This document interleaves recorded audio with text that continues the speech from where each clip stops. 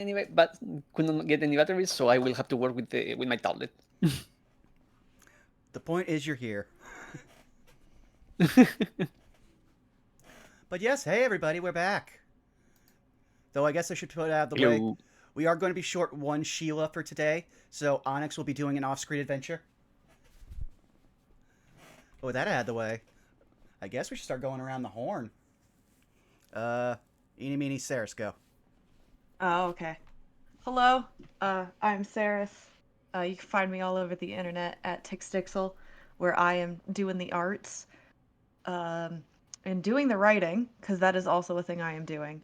Although, currently we are resting, is what we're doing. If I'm being transparent, we are resting. Um, you normally and moving forward will see me on this channel on Saturdays for No No Love War Extra. I do actually need to go back and listen to the VOD from last night because I was taking care of a medical emergency and was not able to join. But I'm very interested to see what all you got up to last night in my absence. And then I'm here every second and fourth Sunday, doing the roles and doing the dungeon master stuff. So yeah, I'm gonna go ahead and pass the skull to Zan. Hi, it's me, Xanilus Grim, also known as just Zan. You find me over on Mondays over on my channel, twitch.tv/AnalystGrim, over at around 7 p.m. PST. Tomorrow we're going to be finishing the second part of a two-shot that I started with a bunch of friends. If you like Vampire Hunter D meets Trigun meets Fallout, then you'll set in the Baroque period, then you might like it. The VOD for that is up on my Twitter, or a link to the channel with it is up on my Twitter at Zanny_Grim, if you want to find the first of that. Tuesday, there's no Halo Lasso. Heartsy is out of town, so I might take the day off. I might stream something else. Who knows?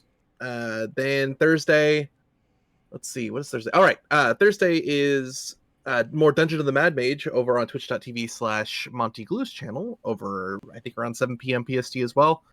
We're deep in it. We had a week off because one of the players was out, but we should be back this Thursday.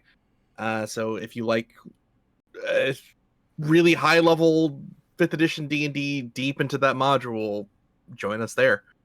And aside from that, I will throw it towards Citric. Hello there, I am Citric. You can find me pretty much anywhere at Citric King. I doodle stuff sometimes, and you can find those times at places like Blue Sky, Twitter, Instagram, Tumblr, etc. Like just citricking at everywhere. And yeah, other than that, I am here every other Sunday playing as Humphrey, and that is pretty much all I have. So back to Vaughn. Well, yes, hello. You've already found me here at twitch.tv/BurnoutVaughn. You can find me on Twitch, Twitter, YouTube, Blue Sky at Burnout Vaughn, and on Patreon over at Burnout's Bar, where eventually we will have more rewards. I'm so tired. I need to have time. Oh, but yeah, we've got Wizard Sips plays tomorrow, where we're probably going to finish up the Separate Ways DLC, and possibly play some Mercenaries. We'll see what happens. We know we're going to at least do like some Mercenaries just because it's a fun game mode. And we also are stalling to get art prepared. But aside from that, let me think. Oh yeah, this Tuesday we have our Wild Beyond the Witchlight game, Phase of Our Lives, where the first thing we did was encounter a group of rabbits that said they were going to rob us. We instead robbed them. We are off to a great start in the Feywild. And then, aside from that, we will have our other bi-weekly game, Saved by the Spell, where we did something that nobody expected us to do in actually winning a fight, and so now we have to deal with the consequences of our actions. And then, yeah, that's everything for the week. So now, I guess it's time for me to play our lovely theme song made by our good friend, one Miss S. Wiley Willie. Do-do-do.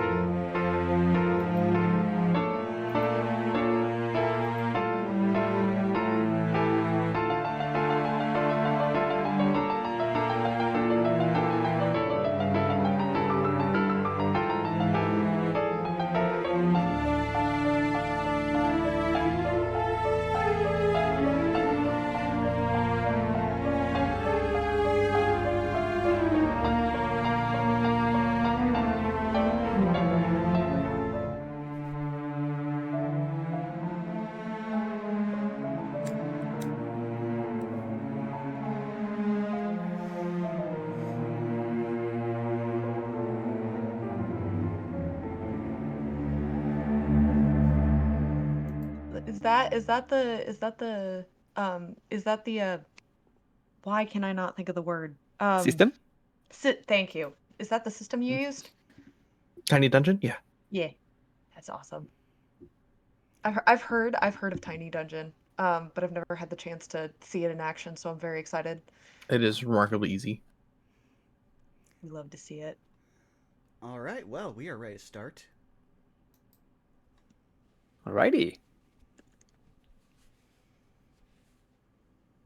I have to ask, as I do every week, who would like to recap what happened last session?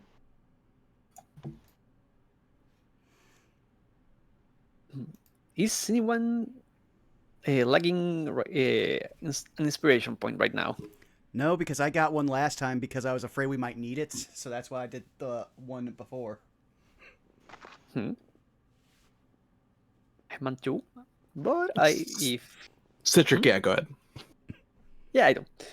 So last session, we made our arrival to the realm of Kartakass after getting out of the carnival through the mirror hall, the House of Mirrors, and after initial first encounter with the locals didn't go that well, we wandered into a town. Well, a graveyard first, and weirdly, like the graveyard seemed to be magically protected by like some sort of spell that allowed it to remain untouched by time and weathering. All the graves were unmarked, which was interesting. Then we moved into the town that we took our time to explore and figure out, like trying to find someone, like any semblance of civilization. And all we found was a town weirdly marked by some sort of event. Burned houses, and gallows in the middle of the central square,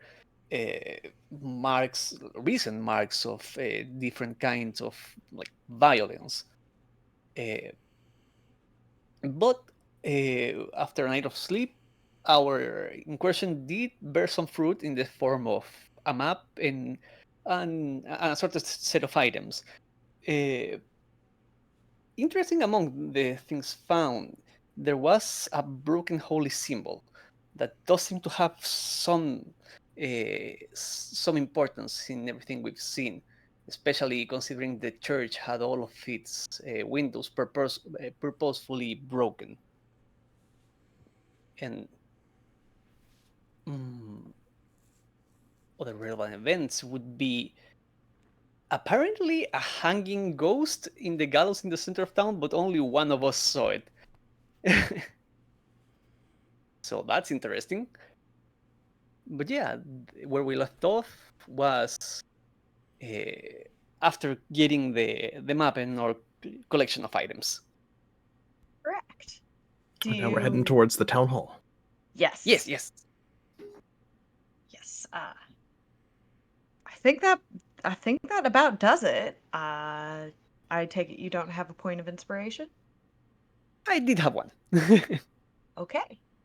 So, for the duration of this session, I would like you to give yourself 5 temporary HP.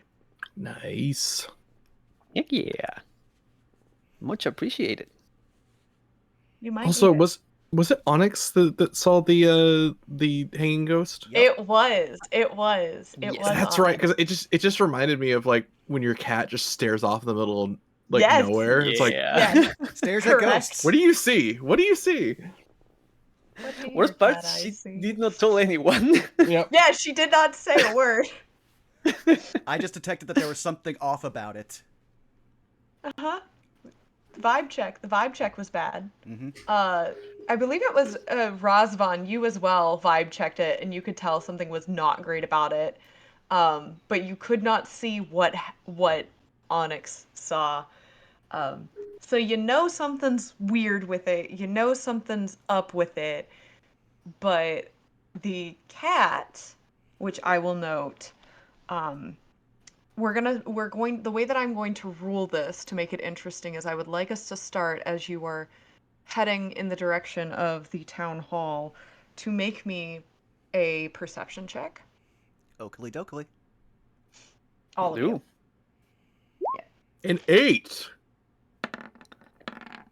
22. 11. Branson, you notice that without a word, Onyx darts off behind the general store and heads northeastward. She's already run away. Perfect. Well, Should we follow? well, there's no undead for... Well, I checked the light. Is it flickering or is it back to being just regular light? It's still flickering. It's still flickering. We've not seen any sign of life here. As long as we don't get too far away from her, I think we should be fine.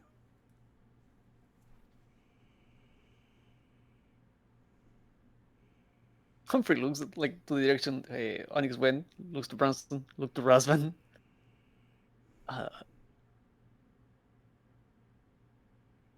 Do I have to point out that she just took a bag of coin?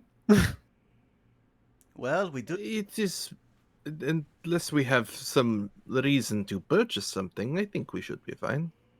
I should also point out we are the ones that still have the map to the nearest point of civilization. So she wouldn't get far with the money anyway.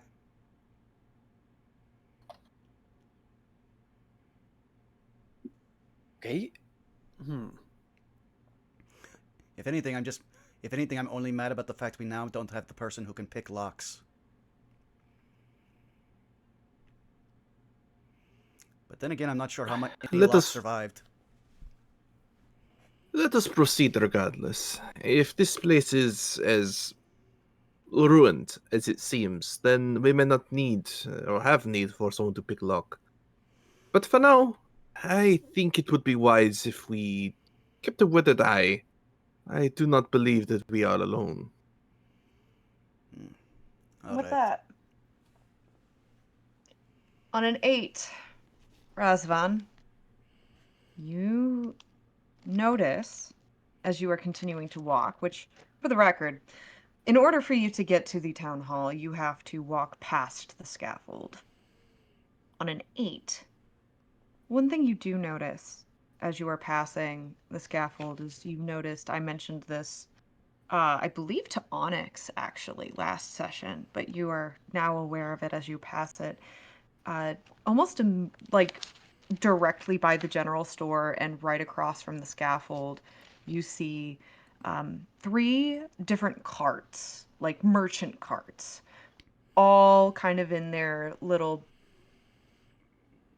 box sort of alignment, but they are broken, and it appears to be, just from a sideways glance, intentionally smashed and ruined.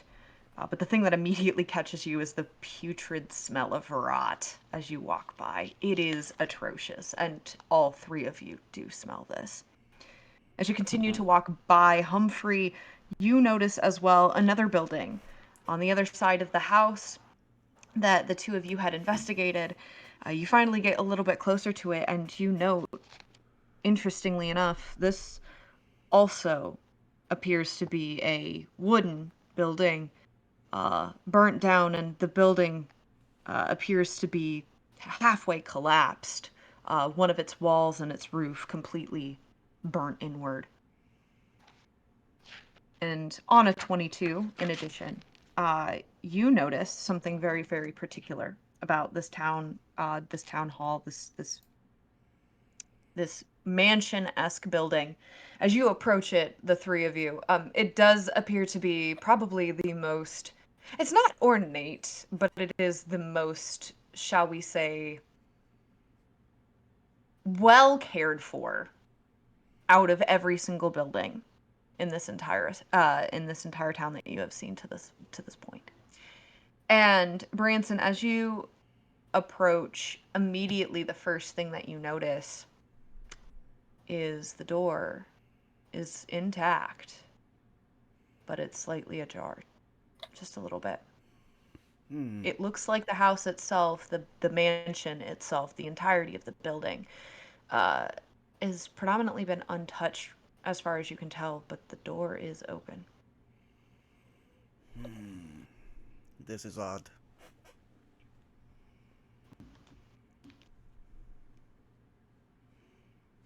What is odd?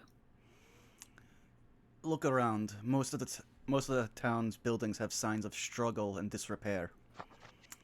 This building is not only untouched. He points at the door. There was not even signs of forced entry. Perhaps the attack happened at night. There would be no need for people to be inside town hall. So it saved, or it was preserved, relatively speaking. So there was no reason to attack it. Fair, but if there was also an attack, this is the largest building with probably the best kept locks. It would have been wise for people to try to congregate here for safety. True. But given the somewhat minor clues of zealotry, perhaps one does not think straight or as calmly as that in times of panic. All right. Still, Well then, I will. Still, there's not much we can find out here. Yes, I will go in first. Not outside, of course. It does stand out that the only other place we've seen preserved was the graveyard outside of town. True. Again, little reason to attack the graveyard. That is fair. Well, also, it was protected magically. The signs of this, he holds up the broken holy symbol, shows that they at least had some form of cleric. They probably warded it. Oh, good point. Maybe we'll find the same magics inside the town hall. Alright, I will go in first. And Branson will start heading towards the door, but he also has his axe out in his hand. Okay. Lantern color? It's technically still flickering. Okay.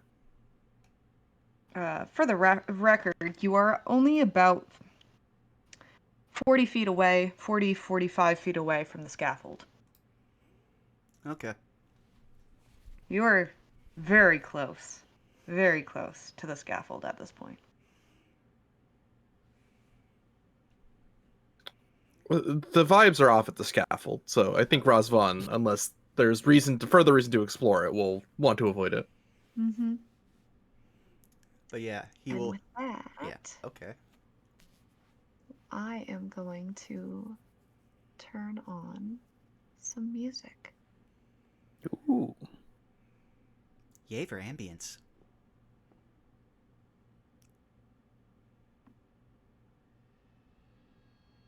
There it is. For a second there, I thought I was getting tinnitus in my upper ear. I have a question for you, Branson. Yes. How do you enter the building? Well, Branson will walk up. He will see how much he can see on the inside through it being ajar first to see if he can at least get an idea for safety.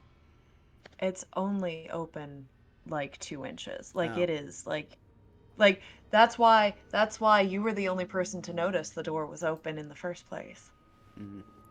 Well then. It looks as though it was supposed to be shut. Branson's on edge, so he will actually use some magic here just in case. I'm so glad I prepared this, actually. Find traps. Ooh.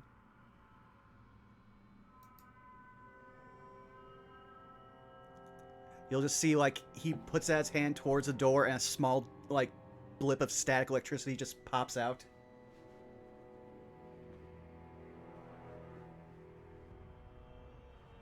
Okay. Okay. We're gonna have fun with this.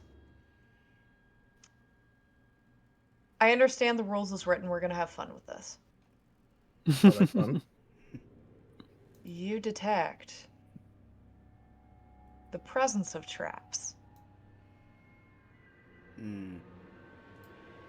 And by rules as written, you learn that the danger is null because every trap you sense is broken. Hmm. Branson will And- Oh, go ahead. I was gonna say, and to clarify, I don't mean triggered. I mean broken. Hmm. Well, we've already discovered something before we even open the door. Be on guard. This What would place that be? was heavily trapped at one point, but the traps have all been destroyed. Not triggered, destroyed. So, there might still be something here. Just be on guard, and this place is dangerous. And he's going to slowly push open the door with his axe raised.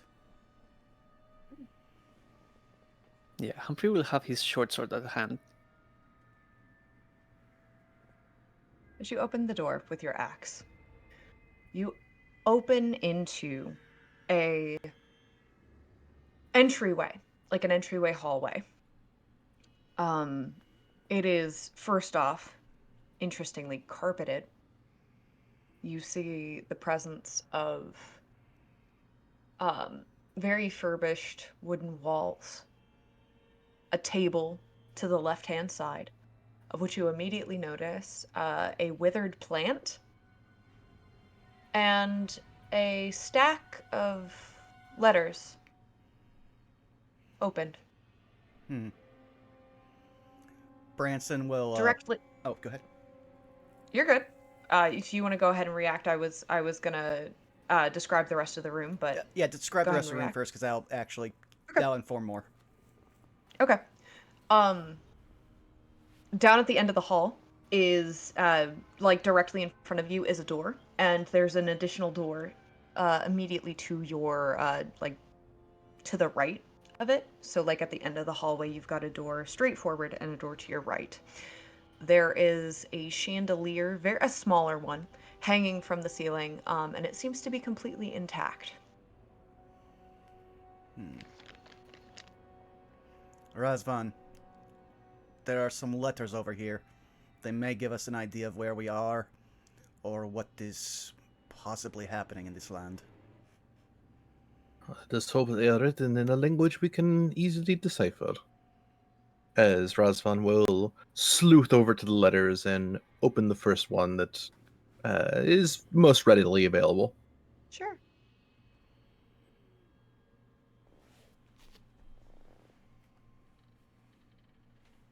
Ooh. It appears to be a letter.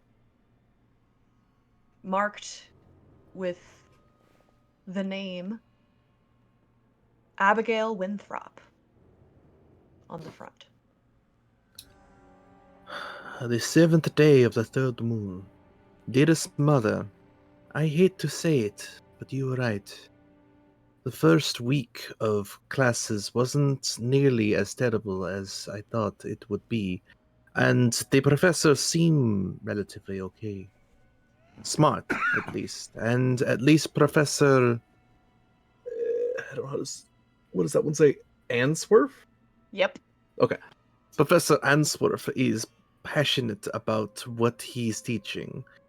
I get the feeling that classes here at Amherst are going to be hit or miss based on whatever or not the professor actually knows how to teach.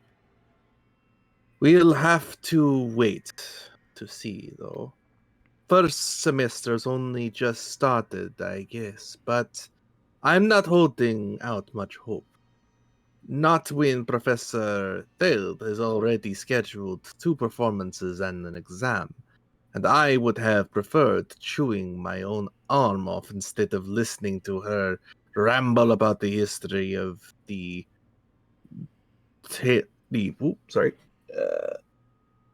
treble clef? Yeah, The the treble treble clef. clef. Woo! Reading cursive is not something I've done in a while. Oh, I almost forgot about the biggest change I've noticed here. The students.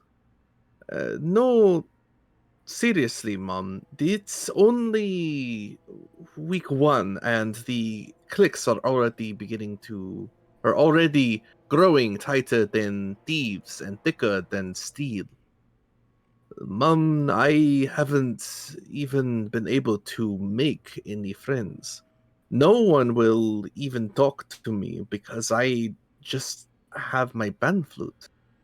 I told you I should have learned a different instrument before coming here. It's really awful. Even my dorm mates can't be bothered at all. I Though I also heard that he's a theory student, so I have no idea whether or not he's why we never or he never comes home until like 2 in the morning. I wish he'd communicate though. He seems really passive aggressive for literally no reason, and it stresses me out a lot. Look, I know I said I wanted to be Meister singer, but if things keep going like this, I don't know, Mom. I want to go home. I'll write home soon. I know this letter was a little short, but we already have to start preparing for an upcoming performance. Yours sincerely, Eddie.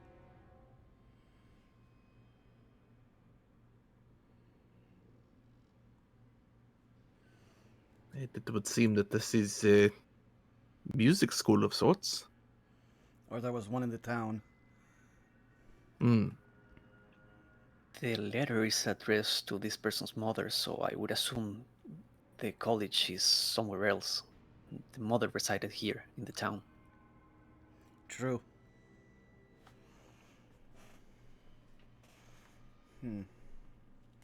Well, check the others and see if that gives any indication of where we are. I will guard these doors, or at least try to. And if the letter is from here, it did say something about a. Hold on, let me look through again. Oh, where is it? I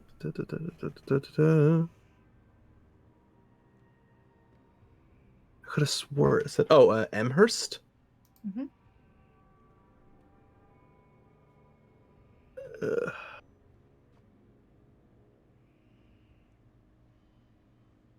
so I don't forget that. Razvan will look at another letter, but if we do cross-reference the map, it looks like to the kind of middle west of the map, there is an Amherst. So that might be where we're at.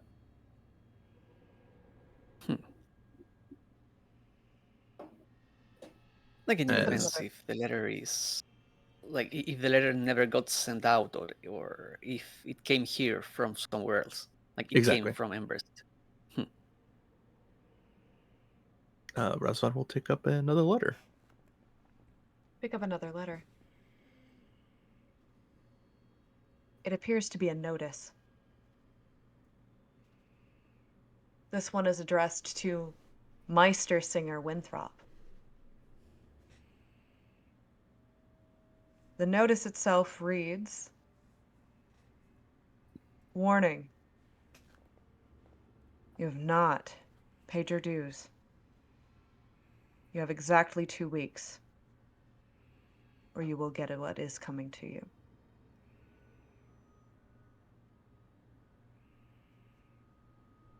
And that is all that it reads.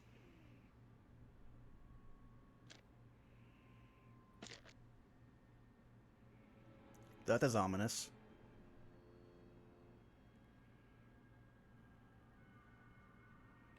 Just to the Meister. That is 2 for 2. We might be in Emberst.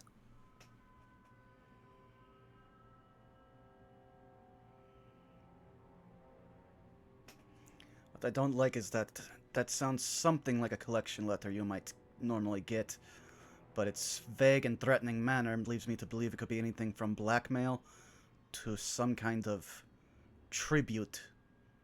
And if the tribute wasn't paid, he'll gesture out towards the town.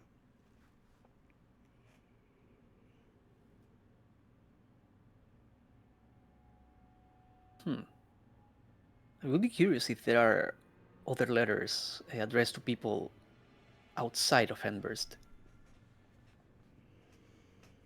There's still much to check. Was that all the letters?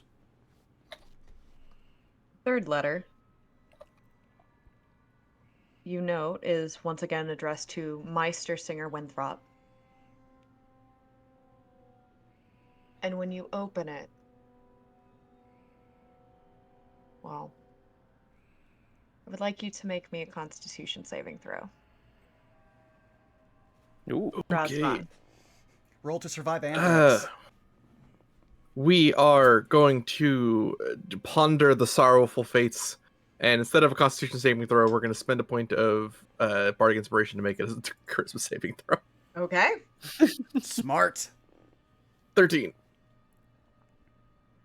As you open up the letter, the page is blank, but a puff of white. It's not smoke. You're not sure what it is, but it wafts into the air. And you cough as you take 4 points of poison damage. Look, it was anthrax. Are you This okay? letter is more than a threat. It does appear to be a form of trap itself. Yes, I am. I will be okay. I guess that doesn't count as a trap.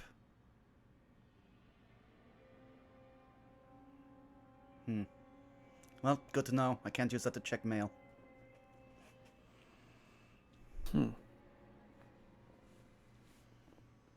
We know for sure now they weren't issuing empty threats, though.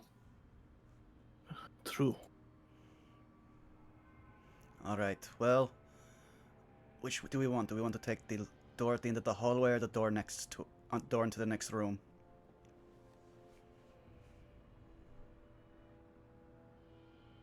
I think we should check the rooms closest. I Alright. agree with that. Ransom will go over to the closer door then. Go to the door on the right. Mhm. And you find the knob is broken. Well, that saves us time. He holds up his... He gets his axe ready, and then he just pushes the door open. You find yourself walking into what appears to be a study.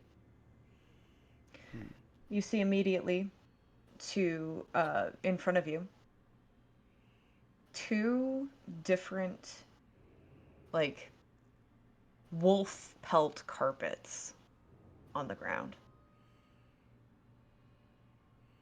around which there are multiple different chairs. You see up against the to your left, the wall, you see a fireplace. Currently, with cindering charcoal in it. Still hot. To your right, Oh, go ahead. Sorry. sorry, you see a table lined with stands of which multiple different forms of axes and swords sit. Above it on the wall, you see the head of a wolf pup, taxidermied and hung. And slightly off, a little bit more to the right, you see a bookshelf, still intact, and a staircase going upward. Be more on guard. Someone was here recently.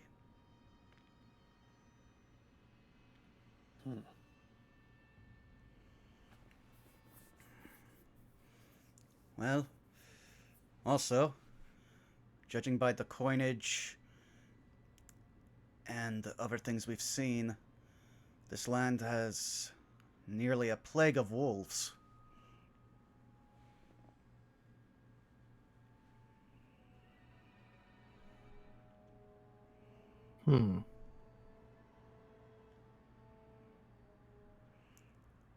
Either that or this person really hates them. I can't imagine why you would kill, stuff, and mount a pup's head.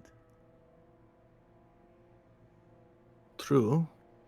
Not something that you would typically find in a more hunting culture of a society. But still, if they are a plague upon this town or the force need it, then mayhaps you are right. Either way, there is not really much of the town left. Whoever is inhabiting this place might be dealing with them just on their own.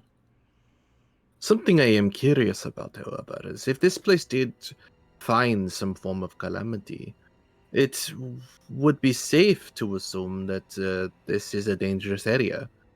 In which case, we have not found an armory or even walls around the area to protect the town, suggesting that this place wasn't always dangerous. True. Especially if this is a place of collegiate learning. Well, these weapons here seem to be the only weapons we've seen so far. Though it wouldn't be uncommon for them not to have much in the way of weapons.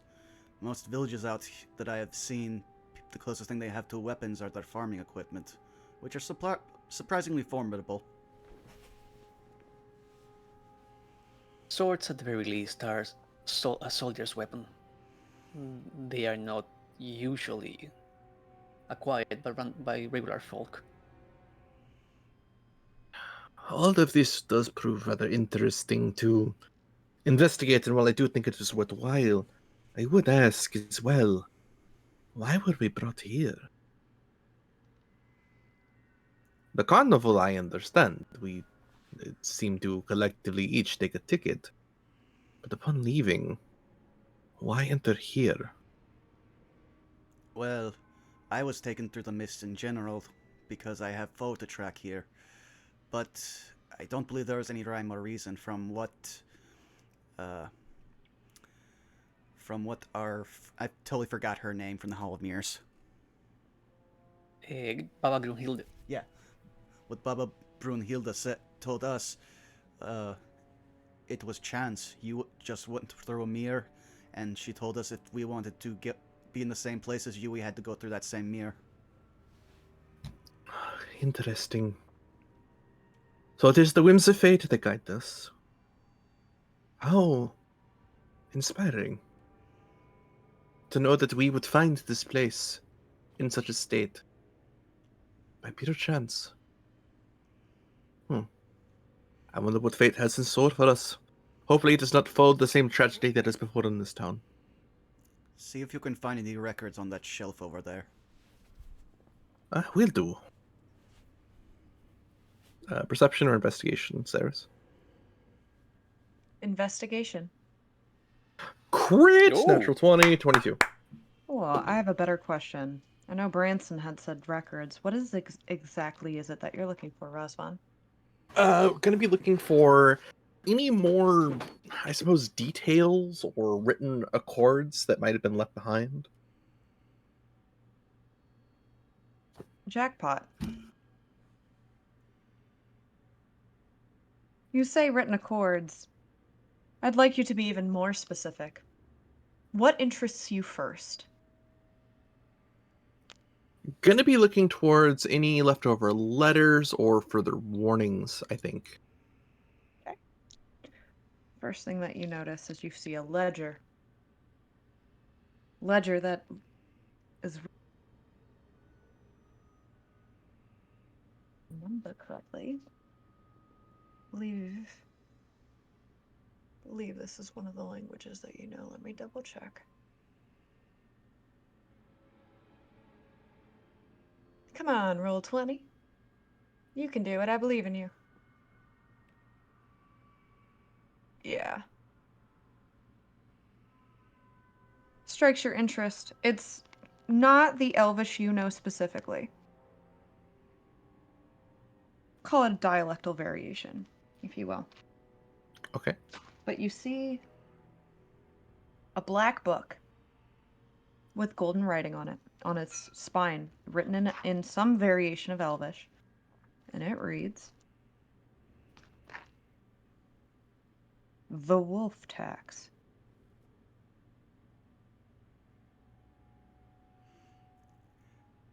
That is oddly on brand for this channel, considering how much Resident Evil I play. Razvan will cautiously open the ledger. It is accounting records of dues and payments.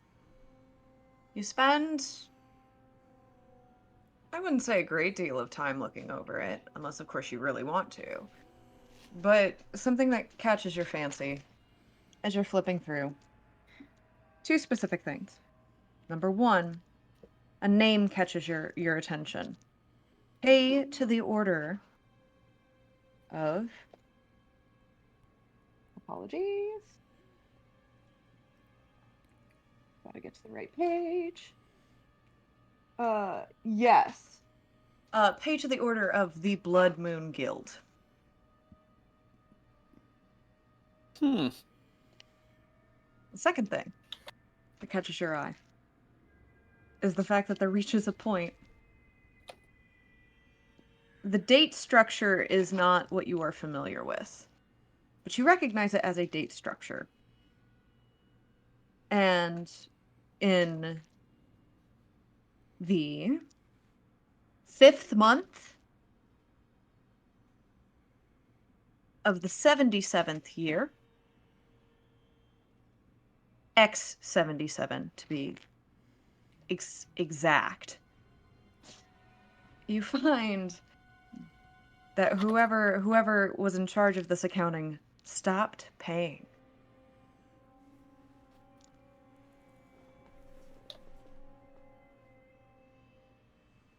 Okay.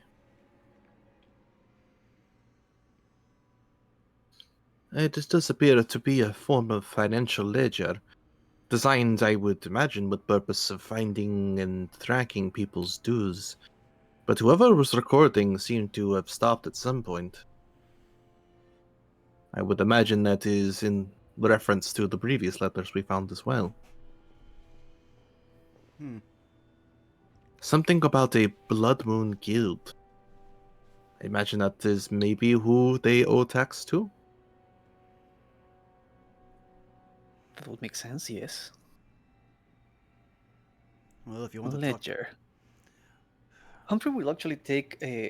He didn't took the time to read the ledger he found back at the other building, mainly because they were distracted with the map and the rations. But now that more ledgers are appearing, he actually will take. He will pay some attention to the one he picked up. Sure. You look over it. It is in a language that you can read. It is in common. It appears to be imports and outports. Exports, that's the word. Of various types of items, various different forms of food. For example, you see a shipment of iron, a shipment of rope, a shipment of fish. You see chain. You see wine, grains. You see parchment. You see ink. You see quills. All of which seem to be coming specifically from two different places. One, known as Skald, Skald. The other, known as, double checking,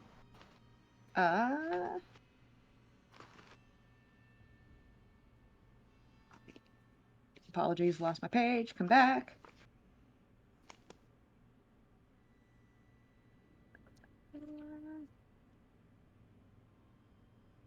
It is a place known as Medria.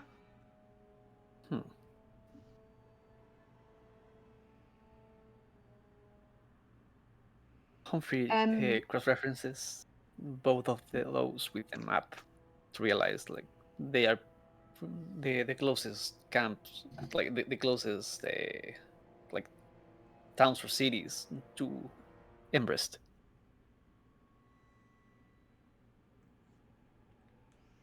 Well, it looks like the place we were believing was impressed on the map might also be that. What was it again? The last one? Medria? Yeah, Medria. See there by the tragedy stage lake. I think that is Medria.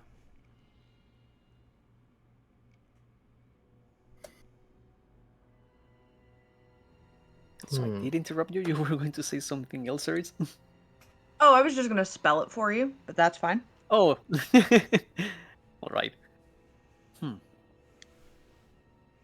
The very least, we're getting a better sense of where we are. Somewhat, but I can't find Scald, much less Medria, much less Imhurst. It seems that this place. Oh, I found Scald. So, Yep, it's more or less in the center of the map.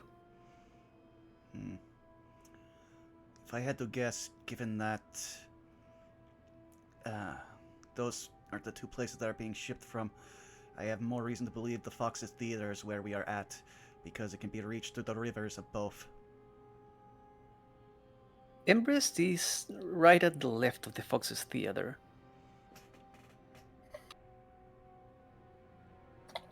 I am not seeing it on my map, but again, this thing wasn't made to be read. Right. Let me ping. Right at the left of the Fox's Theater. Right Yep. here. Oh, I saw the F and didn't think that was. And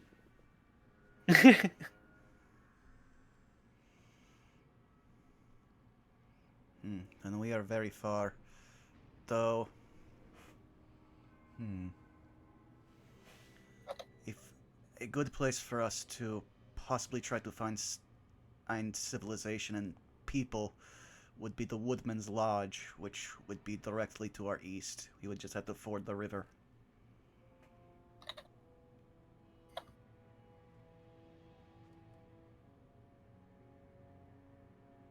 Worth keeping in mind, but for now, we have this town in front of us. Let's make the most of it. And also keep an eye open, because points back at the smoldering like embers. We are not alone.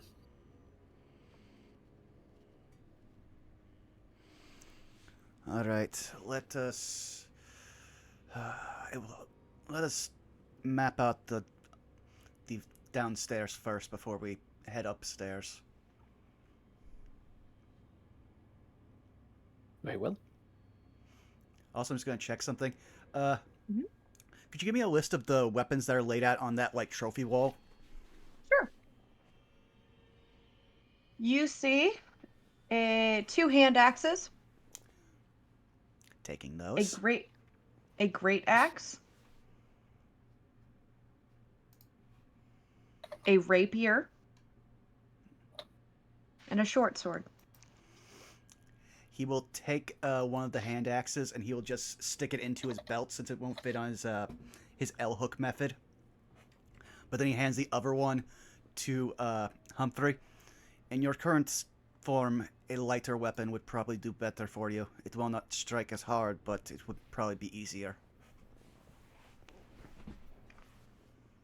I appreciate the interest. Short sword, I do have my own at hand. I have acquired dagger. He was handing you a hand axe. Oh, and again, I appreciate, but I do have a better handle of lighter weapons. If I were in my own body, actually, I would be quite keen of taking that rapier. Don't know if I can wield it as I am. Fair enough. If you decide that you want us to take it with us on our journey, we can come back before we leave.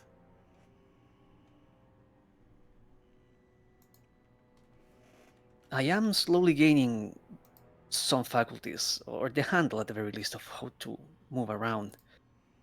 If we are to just take things, it may be a good investment for the future to have it at hand. Yes, well, it's going nowhere now. I'll just keep on to these then. And he will, like I said, just stuff them in his belt, and he will head down to the other door that was down the hallway.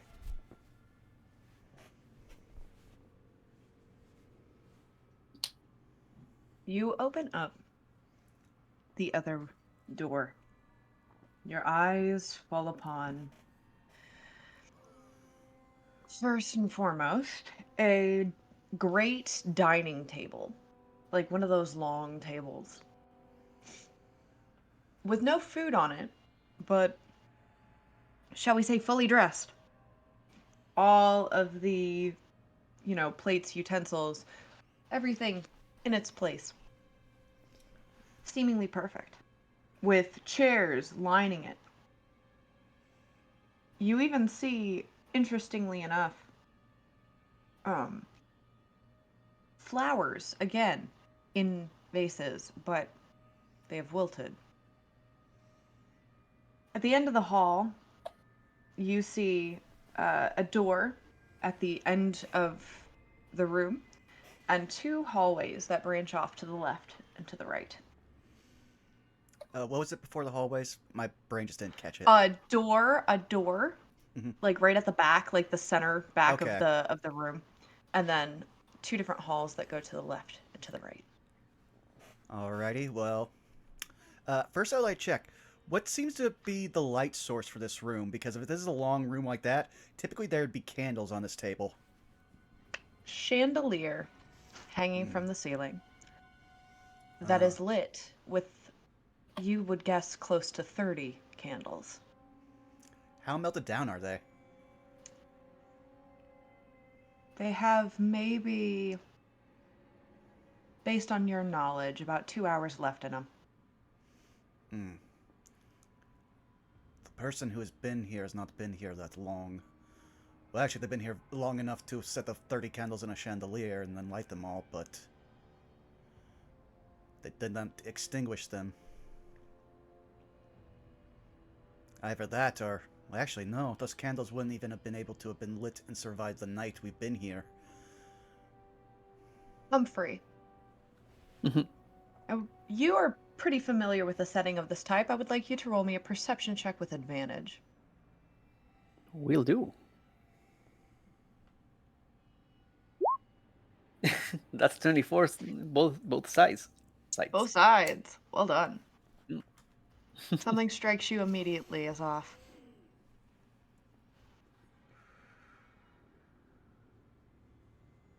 First and foremost, you look at the ground. You notice the carpet laid out all, underneath the table. And your eyes spot two streaks that tail around the back. Streaks of blood. You know that's blood. You can tell that's blood. Second, that door. That door, the center back. You can tell based on the types of doors. They're swinging double doors. They don't have a lock. And you immediately clock the fact that they're not shut properly. Even from your position at the other end of the room, you can tell they're not shut properly. They're open.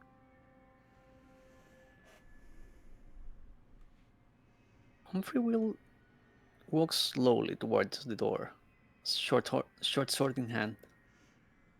He will just make a quick gesture with his hand, not verbally, to the other two. He will try to very slowly and stealthily get onto the other side of the door. Well, not the other side of the wall that the door's in. Not trying to walk through it. Oh, before you even do that, Mm-hmm. the two of you set your eyes on a pair of feet. Shoed, of course, lying on the ground. And as you peer over, looking down the other side of the long table, you see a full body laying on the ground.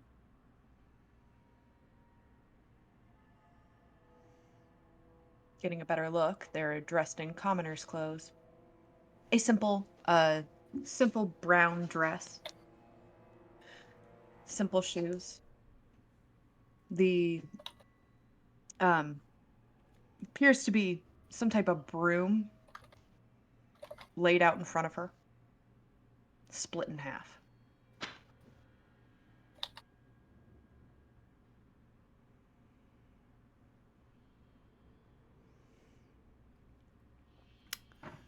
And now we all see this as we were moving up there. As you move up to the door, yes, you see it on the other side of the table.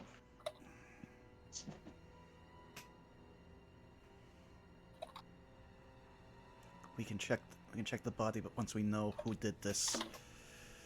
But The two streakers. Sorry, I interrupted you. no, that I was basically just saying we will figure out once we know who is in here with us.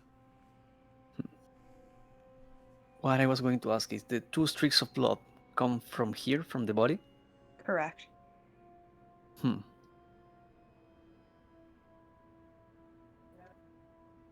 they go towards the door. They do, yes. Wonderful.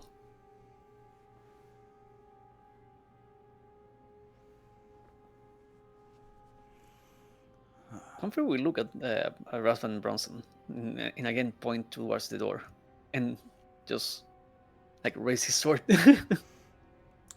Branson will just will point to himself through the door and then point to both of you just like in a follow motion, as he's literally just going to kick those two open and go into the room, axe in both hands.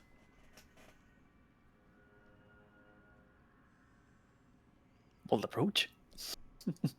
The doors swing open. They clatter against the wall. Clearly not used to be thrown open in such a way. Your eyes immediately fall upon a kitchen. You see it's incredibly well furbished. A giant water basin with one of those handle pulled faucets where you have to crank it in order to get the water out. You see a number of different counters, all set up like any sort of you would know, Humphrey, that any sort of active cooking would probably, maybe not at this time of day, have started, but there would be some evidence of someone having been in here doing some type of work, and instead the counters are clean, save, well, a kitchen knife that you notice is jammed into the top of the counter, sticking upright. You see a number of different cabinets, drawers, all just perfectly set up like they hadn't been touched. You see a door that seems to go out back, a window with the curtains closed. And you do see, for the record, a bunch of dried meat hanging from a line, along with some dried produce, fruits and vegetables. Just untouched. Branson's definitely going to memorize the cured meat, because the only thing we have for rations is rice. No, we got some stuff from the other house. Oh, yeah, I forgot. Rice, wine, some dried meat. Well, you gotta remember, my boy is omnivorous, but he prefers the carnivorous aspect of that. Fair enough. All right. Branson will signal back that you'll see him relax, as there's no active threat that he can see. Though I do have a question. Has the flickering stopped with my lantern? It has. Okay, that's good. Well, whatever did this is not considered undead, though my lantern has become less and less reliable as time has gone on. He's going to move over to the windows and check for signs of, if there was forced entry. No. The window, as you move the curtains, seems to be fully intact and having no issue. That door leads out of here. We have no way of locking it, but looks like what we are going to have to do is check the rest of the first floor. And for the record, what you see straight out that window is the woods. Hmm. You see just straight, shall we say the back end of someone's property, right? But it Yeah. leads straight into the woods. It leads straight into the woods. It's for like one of those people who don't even put a fence on their backyard because there's nothing going away. Correct. Yeah. Quick question, and I should have asked this before. The body and the blood, how fresh it is? Roll me a medicine check. And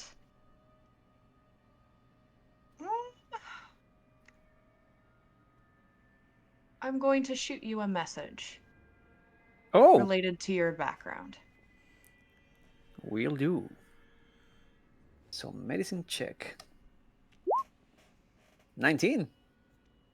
I am not awful at that, surprisingly.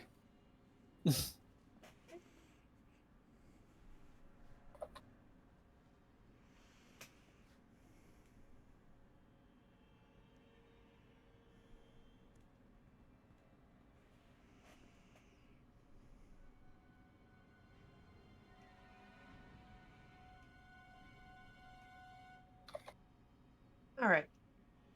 So, Mhm. on a 19. First things first, you roll the woman over, and you notice 3 large gashes straight down her chest. And do they match the damage we've seen on the other buildings? They do. You also note a giant gash in her neck, as if flesh has been ripped out.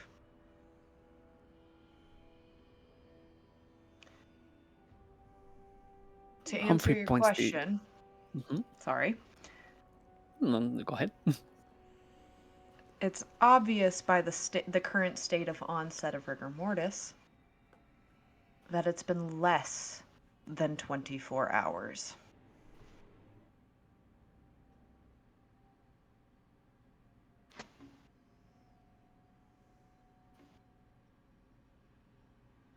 Humphrey stands by the body. He kind of scratches his head a little. I am finding less and less cohesive information. He points to both Branson and Razvan. Do you both realize this is the first person we've encountered? She seems to be less than a day deceased. Which does. So this house has been inhabited.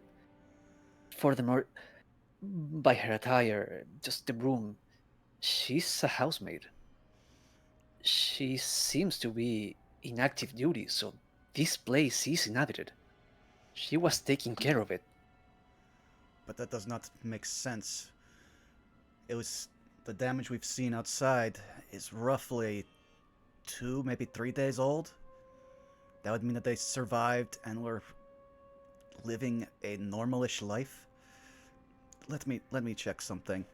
He's gonna get down, look at the gash in the neck, and I would say that given undead, Branson is familiar with what a human bite mark looks like.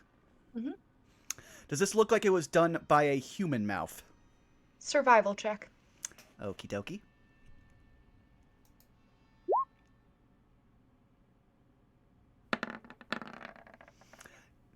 My best stat, and I 8. It'd be like that. Here's what I can tell you. Mm-hmm. Here's what I can tell you. You know that a human mouth does not have the capacity to do that much damage. Whatever did this, it was not human. Zombies bite, they break the skin, but they can't go very far, and they can't sever bone. This, I'll just for the sake of flavor for what you told me, look here. The clavicle is shattered.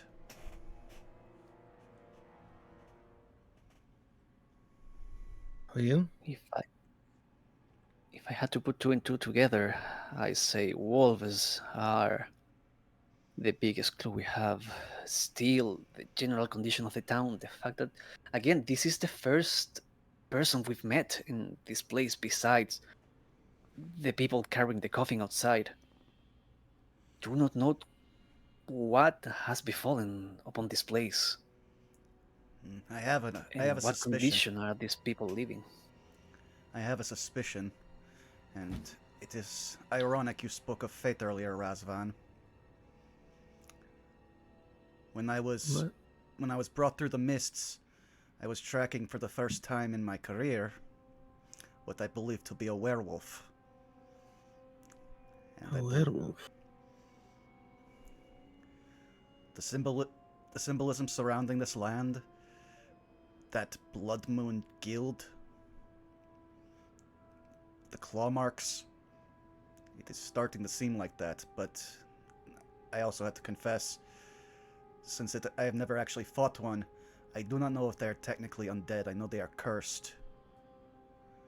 But that's the end of my knowledge. If they are lichens, as do the stories tell, then it would be consistent with the damages done. It would also make more sense than random wolves assailing a town successfully. Still, if this Blood Moon Guild are a group of potential werewolves, that would assume that they are potentially those in control of this territory. An interesting notion. Well, the only thing Sadly, I still do not know exactly if we are in Ernst or another town properly yet. So we cannot tell necessarily where we might end up going after this. I will say this. Sorry to interject. Roll me a very quick survival check, all three of you. Will do. Soft 20. 23, there we go. 17. I'm going to draw your attention to the map. Let me just, for the sake of chat, I'll just get rid of these. Come on. They never let you get rid of the die until they fully stop moving. There we go. If you zoom in on Amherst, you'll find something very particular. Amherst is not surrounded by woods. It is surrounded by plains and a river.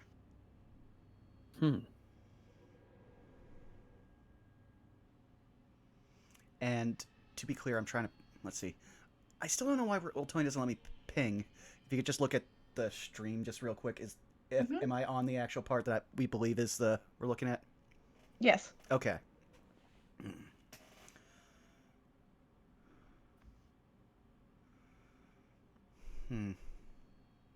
You would recognize as well, to your point about the Fox's Theater, that now that you're getting a better look at it, the three of you realize that the Fox's Theater is an area within the dense Wilder Sunwood that seems to have, if not hills, some type of cliff and or mountainous structure within it.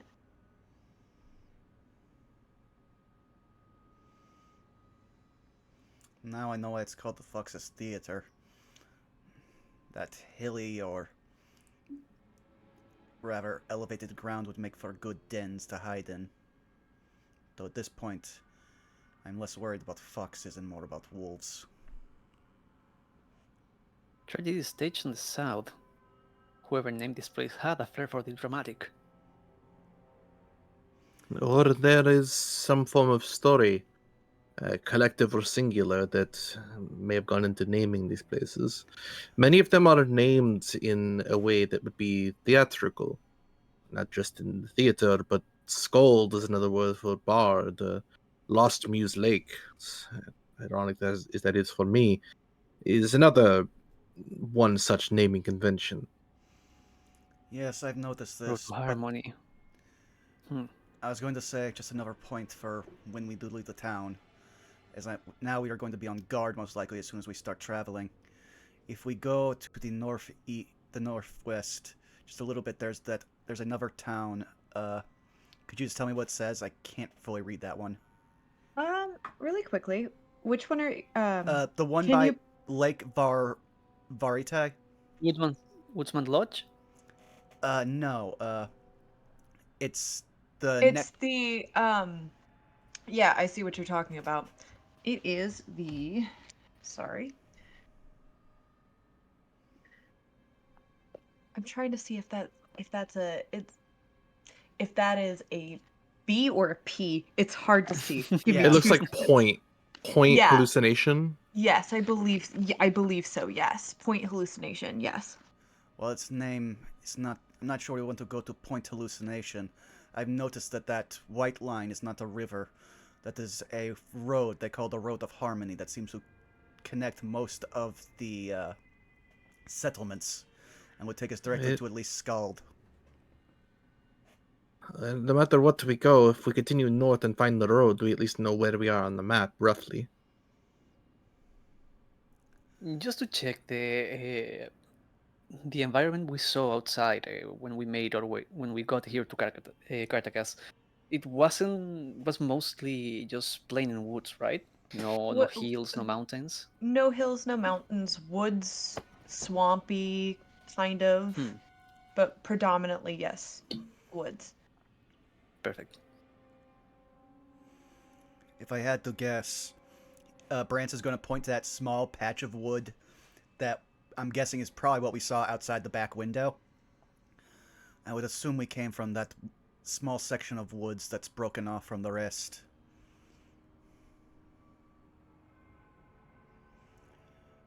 Regardless, I believe that whatever this town may be, we should leave.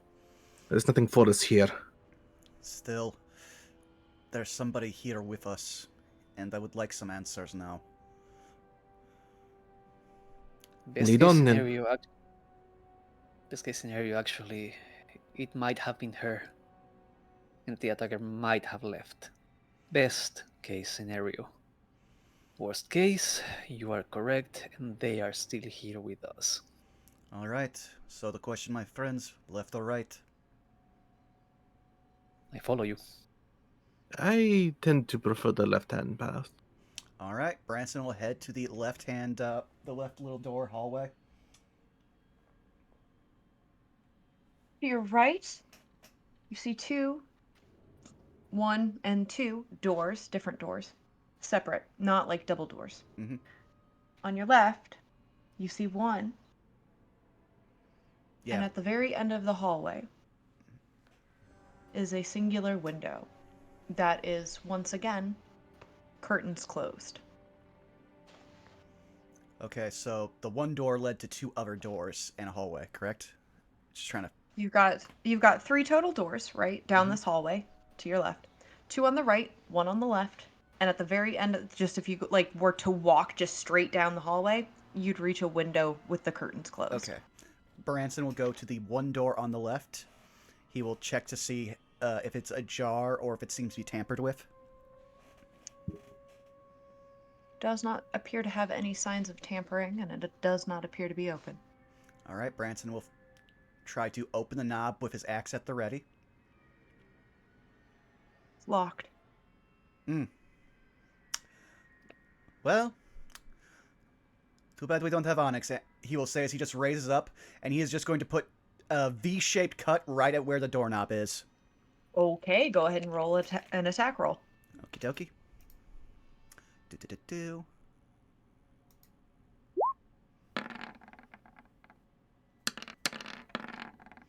11.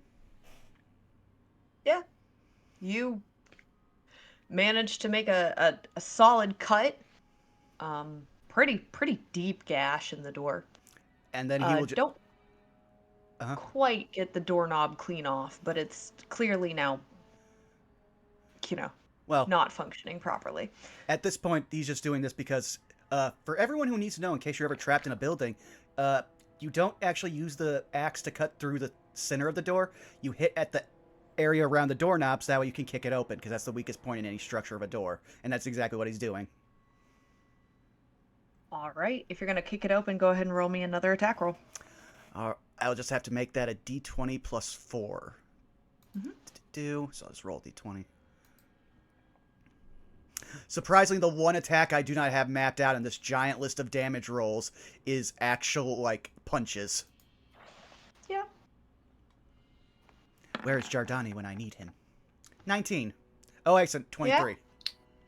23. I mean, your foot, you don't even need to roll damage. Your foot goes clean through.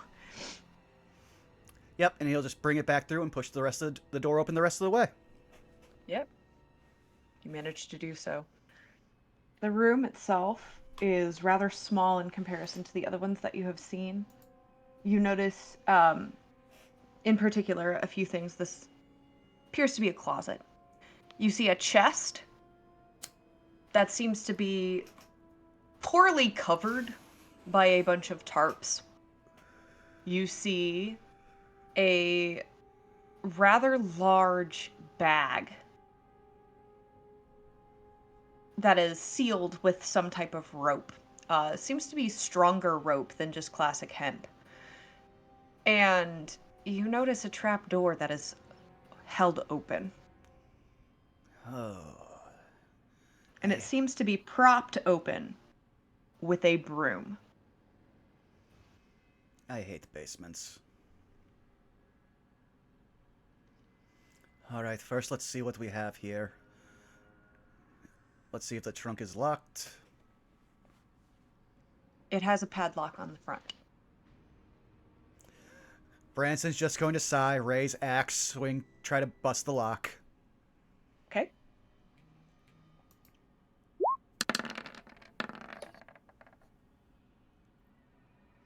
$13 for 10 damage. Unfortunately, you hit it, and it seems to bounce straight off. This is iron. Well, if we ever find Onyx, let's check the bag.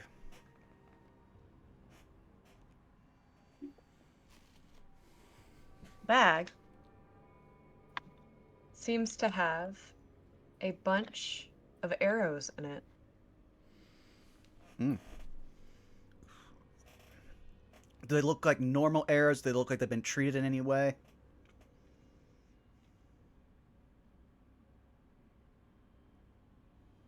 And I'm trying. I think I'll give you advantage for your background. Okay. Go ahead and roll me a survival check.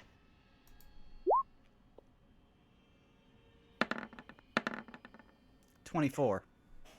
These are silver infused. And I hate when I become right. There are 10 of them. Alright. Do either of you use bows at all? Not particularly, no. I could be able. Again, just a matter of if I can get a hand of things. Well, Razvan, since you seem to support from on the rear, take these and put them on your belt for when we meet Onyx again. But it seems we were right. They're silver arrows. Very well. Okay. Sorry, what are you handling specifically? A bag of 10 silver arrowheads. Well, silver arrows. Got it. Yeah, and that's just mostly to give to Onyx. So, Branson will then be like, alright, wait for me to give the all clear. Basements are the worst, especially when dealing with undead and monsters. And he is going to, does it look like the trapdoor can be put all the way that it's against the floor on the other side, so it's just like basically fully open, or just does it need to stay propped in some way? It looks like it's one of those types of doors that, because it's in the ground, it needs to be propped up if it's gonna stay up. All right, Branson will, he'll motion to one of them to hold the broom at same angle, as he has to still probably open up the door as much as he can so he can go down, because him a thick lad.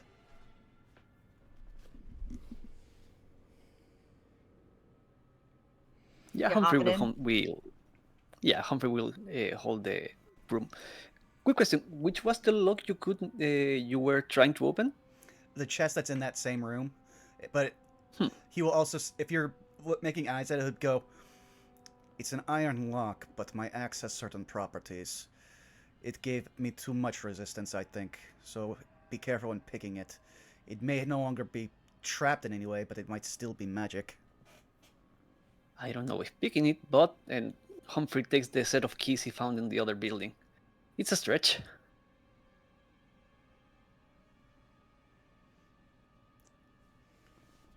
But Branson will wait and see And if they open. I'm going to ask you to roll me a d10. oh boy!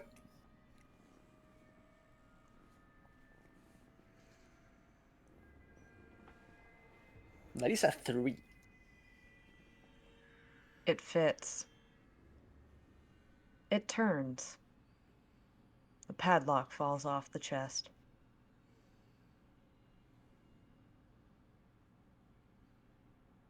He looks at both of them. All Wooden right. lock, I guess. All right, but let's not press it. He will motion for you to get out of the way. He'll have his axe ready and he's going to open it. You open it. Inside is a very, very nice, very well made crossbow, along with what you also discover is a single dagger, but it seems to be very ornate and carrying your 24 over. Branson, you immediately recognize that to also be silver infused. Mm. Humphrey, you take this. It is also silvered. Humphrey takes the dagger. What? Add 1 silver dagger. Oh, Branson will throw the crossbow over his shoulder. I assume it's got some kind of sling. Okay. Well, actually, no. Let me do a quick check here. Do. I know it's on here. Oh yeah, no, it's over here. in the Okay. meantime, Humphrey will say, I believe it is safe to say whoever is living in here really was prepared to fight werewolves.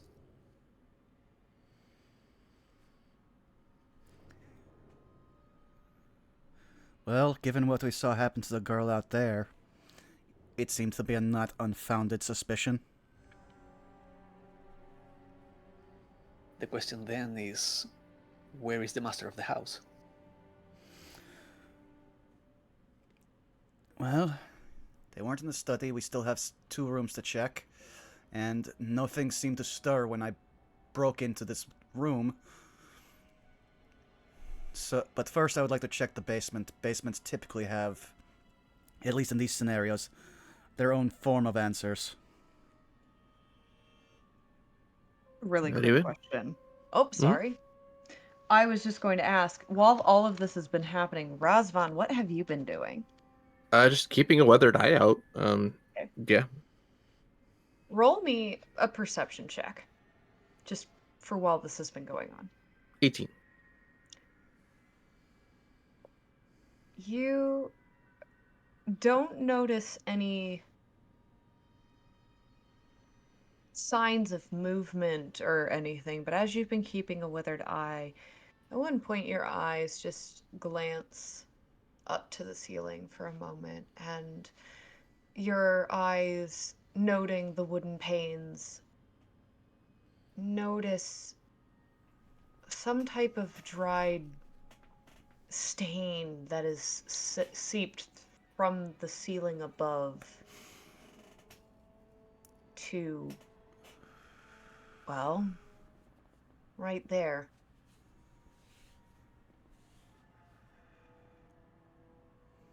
Something is off about the ceiling. Branson will look up. I think he is the most.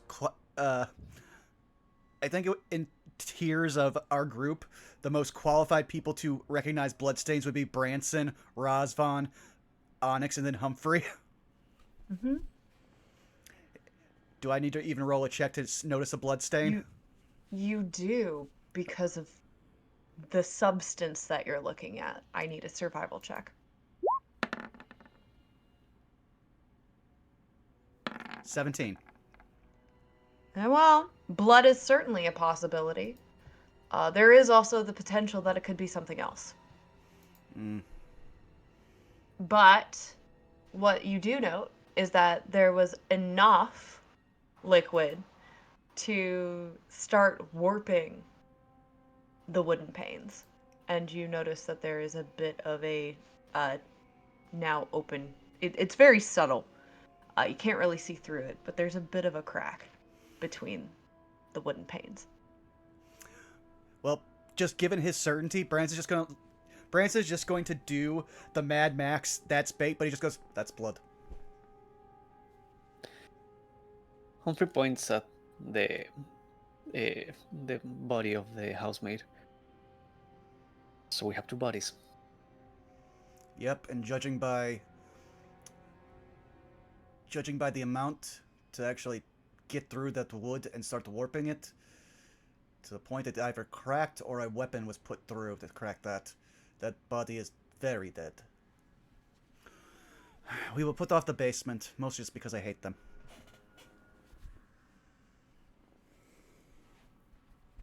Brunson, we will follow your lead. All right, Branson will, since he already pointed out that there wasn't any kind of reaction, he's pretty much thinking that the other two doors lead to uninhabited rooms, and going to rooms where there is a body and possibly still a invader in this house. Yeah, he will head back to the study and take the stairs up. You head up the stairs and, well, you immediately find yourself in a grand bedroom. And, well, I would offer you a fancy description, but you're a little too distracted by the two dead bodies on the floor. And just above game, I just wanted to ask one quick thing. Mm-hmm. Is that crossbow a light crossbow? It is a light crossbow, yes. Okay, then Branson is keeping it. Listen, man, I'm the tank, but I'm a cleric, so I don't have a lot of weapon choice. The only reason I can use this axe is because of my subclass. But Branson, let's go. We have two. And he'll go over and start inspecting the bodies for signs of werewolf attack. Really quickly before I do that, what are Razvan and Humphrey doing? Razvan is having a sword equipped because, again, trying to keep an eye out and following Bronson. Okay. However, his part is closing on like the group. First of all, because he sees stairs. Again, he's barely 3 feet tall. It's like, oh, this again. He has been adapting to the to walking. Actually, he has been waddling a lot less and moving more fluidly. So he's trying to displace his weight, not so much like taking the steps as steps, but just pushing forward and pushing with his entire body, like trying to accommodate to like the way his like kind of liquid body works. It's like, huh, can do this. I'm just imagining Rubber Hose walking from the front. It's more like a folding motion. instead of like legs going one after the other. Like, this is weird, but it works. And as the three of you are fully in the space, like I said, your eyes immediately fall to the two bodies on the floor, and Humphrey, there is no roll needed for this because of your background. Those two are the masters of the house. You can tell. You can tell by the not necessarily ornate clothing, but the coloration and you can tell by the tricorn hat that is now no Hmm. longer on the man's head and is splayed out with scratches, its feather damaged to a fault as it has clearly fallen off his head. You notice um, immediately that the woman is wearing her dress has a pattern to it. Simply the nature of it having a pattern, a lovely uh, purple and red flower like floral pattern to the base gray indicates a little bit, not necessarily super wealthy, not necessarily nobility, but more well off. Um, and now, Branson, if you don't mind, medicine check. Oh boy. Do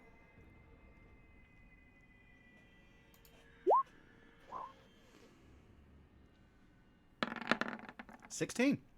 16. You notice, first and foremost, several different wounds across the man's body. Some of them are a bit more difficult to determine due to the nature of there also being fabric, being torn, being shredded. You see a lot of clean cuts. You also see that this man's throat has been ripped clean out. As for the woman, it seems as though something has. You can't quite tell what the wound is itself as a whole, but you can tell that whatever wound she has, she was likely impaled straight through the chest, and then whatever it was ripped straight out. Hmm. As he notices those things, Razvan, you in your alertness, go ahead and give me a perception check, and I will describe the room for you. 22. Okay. Like I said, it is a grand bedroom. You notice, of course, a large, like king-size bed filled with canopy. The drapings being of a darker, deeper purple. You notice a vanity, several bookshelves lining the walls, a basin, probably to clean the face. You see various different trunks and wardrobes in the room. It's rather basic, but something particular catches your eye. And that is the fact that the window that is to the, well, to straight in front of you, on the opposite end of the room, farthest from you, but not by the bed, instead by one of the bookshelves has been shattered. And there's glass all over the floor. It appears there was more signs of struggle over here, and he'll point.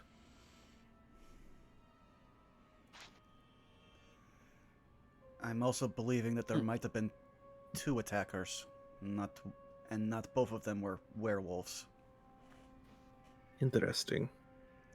The man has all the same hallmarks as the girl downstairs, but the woman, something just reached in and through her and then pulled out anything it could on the way out. I have not encountered anything that attacks like that. And I would assume werewolves, at least from the 2 bodies we found, the attacks, the wounds, the cuts, those are to debilitate and weaken for when they go in for the kill, like an animal, and go for the throat.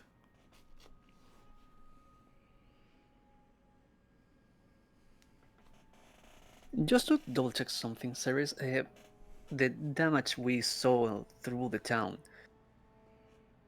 we established that all of that seemed older than the damage we're seeing here, right? Correct.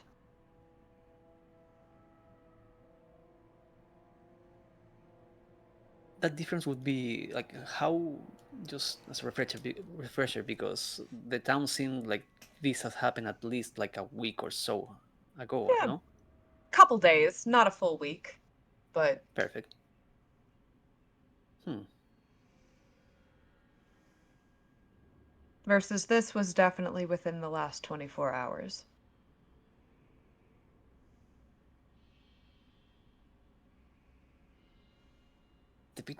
I am still trying to put together the full picture here.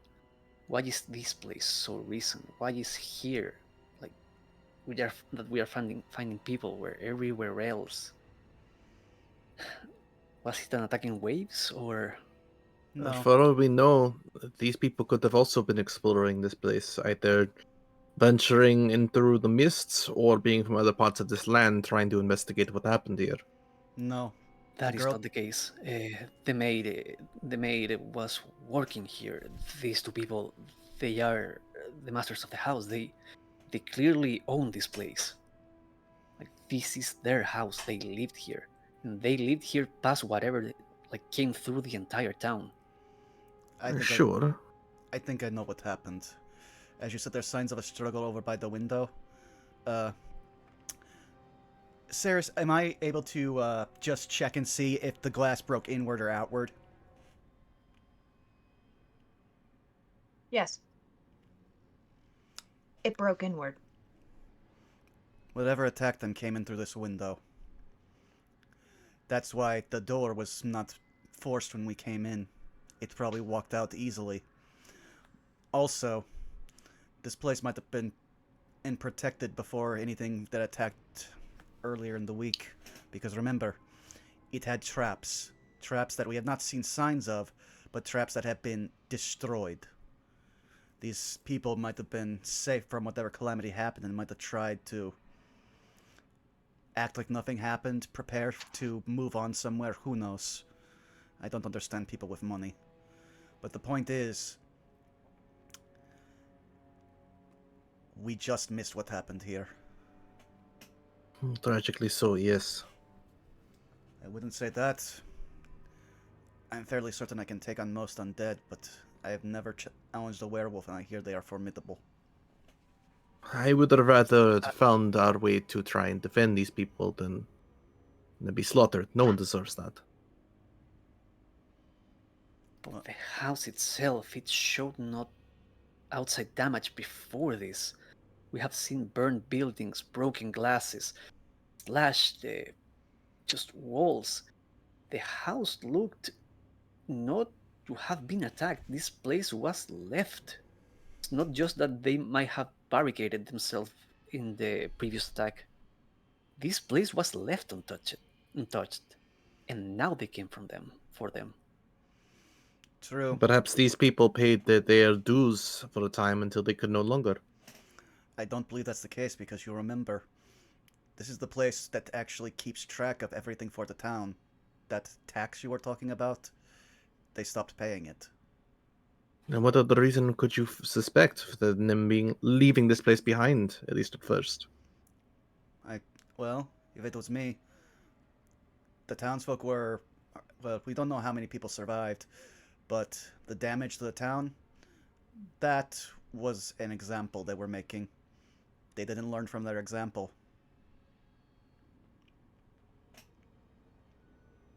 Well, you are far more the expert on these things than I. What do you suggest we do next? Well, since it looks like they didn't take anything of value, I think we should. We don't.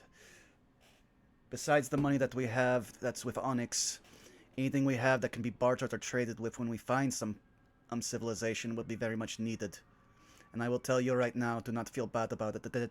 The dead do not care about sentimentality. I've seen enough dead bodies with jewelry just sloughing off them.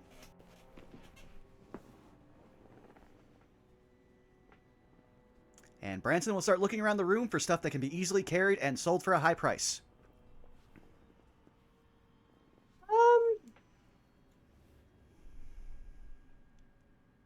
There are a lot of tchotchkes along the vanity. You see as well a very ornate hand mirror as well as a couple candlesticks, brass candlesticks, as well as let me do something real quick here. Go right ahead. I still need to add those last 2 items onto my sheet. You're good.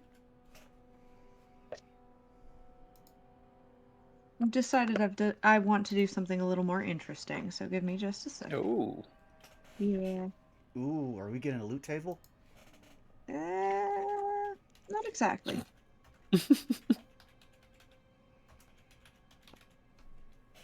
Listen, I love it when I play mercenary-style characters, because then I can be as pragmatic as I want to be. No, you're good. You're fine. This is good. There we go. That's the page I'm looking for. Okay, and I also had to, like, fight the urge to immediately be like, have Branson walk over, grab the tricorn hat, and add it to his character design. Both so that way Citric wouldn't have to change the art, and because also he probably already has a leather-treated hood, so he would not even think about the hat. But me as a nerd love a good tricorn hat. okay. You find laying like propped up against the vanity over by the stairs is what appears to be a walking cane, but it has on the end of it an iron ferrule. Could you spell ferrule for me? Ferrule. Iron ferrule head cane.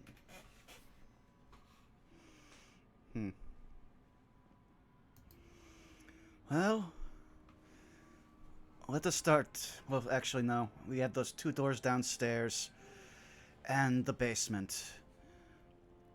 The fact that it was propped open at all leads me to believe someone got out of this house.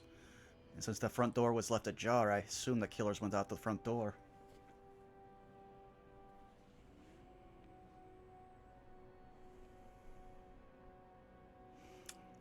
So, since he doesn't hear anyone opposing, he is going to head down and go back to try to go into the basement. Razvan will follow. Okay. Humphrey Is Humphrey will, following? Sorry? he will start to stop. You said this was a bedroom, right? Yes, it is. He will actually walk back to the bed, take off the sheets and cover the bodies. Take another and roll up another sheet if there is anything left from the bed or from the mattress, like if it's anything to cover the lady downstairs. Sure. And you do. You do. He mutters to himself, "We don't have the luxury to give a proper burial, but some dignity is up to you."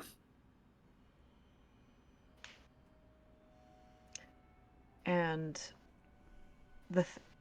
after you finish doing that, the 3 of you head down into the trapdoor. Yeah. Though Branson will always go first because, again, like he says, he hates basements because they are enclosed space that bottleneck you into a corner typically. And you find that this trapdoor leads into an almost like an underground sort of cavern. Like it appears to be hollowed out, but it's not like a proper basement. And it appears to be a like a path or a hallway that just moves forward. Branson will, when he gives the signal to come down, this seems to be an escape route. The fact that they didn't use it shows their foolishness.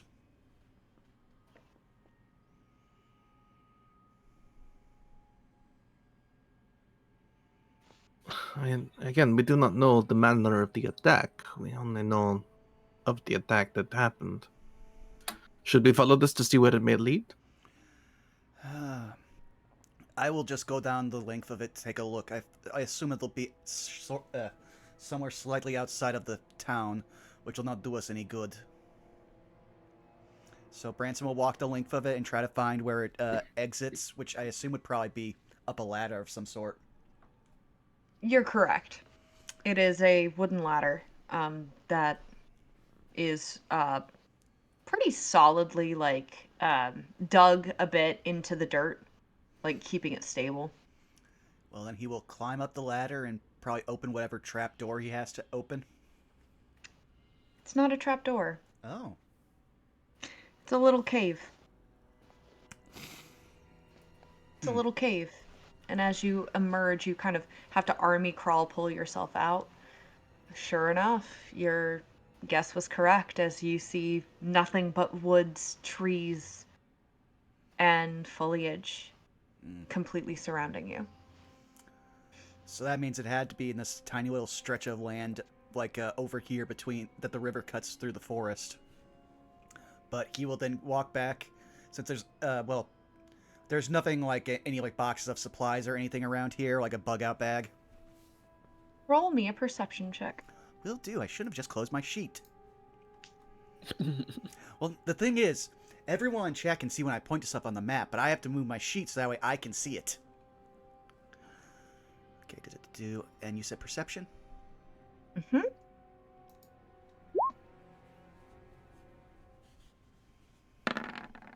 15.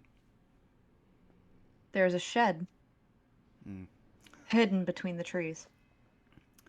Branson will calmly walk over to the shed, but with his weapon still drawn. Sure. He will open it. Roll me a dexterity saving throw. Oh. He stopped thinking about traps because he checked for all of them, and then he got farther from the place where he could have told if there was traps. 14. You open the door and immediately duck as a group of bats wake up and just screeching flutter out the door. It was what trap? I hate bats. And he will now look inside.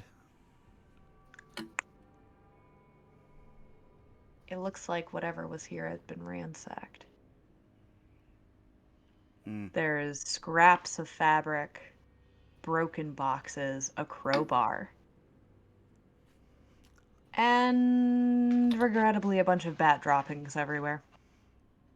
I mean, that's valuable in certain things, but not for him. Mm-hmm. And since he already got a crowbar last session, he will leave the crowbar there. And then he will just walk back. So I assume this probably all took like, what, all 5 minutes, 10? I would say closer to 10, Okay. even 15. Yeah, he will come back. All that did was lead to a shed at the edge of the woods that is cut by the river. For the record, did Razvan or Humphrey do anything in that 15 minutes? You told us to wait outside, so... We played rock, paper, scissors, but for Humphrey it was blob, blob, and blob. Good. No, I just want to believe sure that instead he's just saying, I'm making a scissors, I win. Actually, if they Humphrey are just alone... does rock. Listen, I broke it, right? Doesn't he have the ability to like make fingers essentially? Yeah, he can make. I'm not entirely sure because if you look at Art of Plasmoids, it's always like just tentacles wrapping around things. He can manipulate objects, but I do not know to what degree he can just like subdivide into fingers. I like the idea that they're just like really, really tiny fingers. Oh no, They're just little nubs. It's like the art that they do for the Powerpuff Girl hands. Yeah. But no, actually, if they are alone waiting for Branson, Humphrey will look at Razvan and say, "Well, Mr. Razvan, what do you make out of all of this?"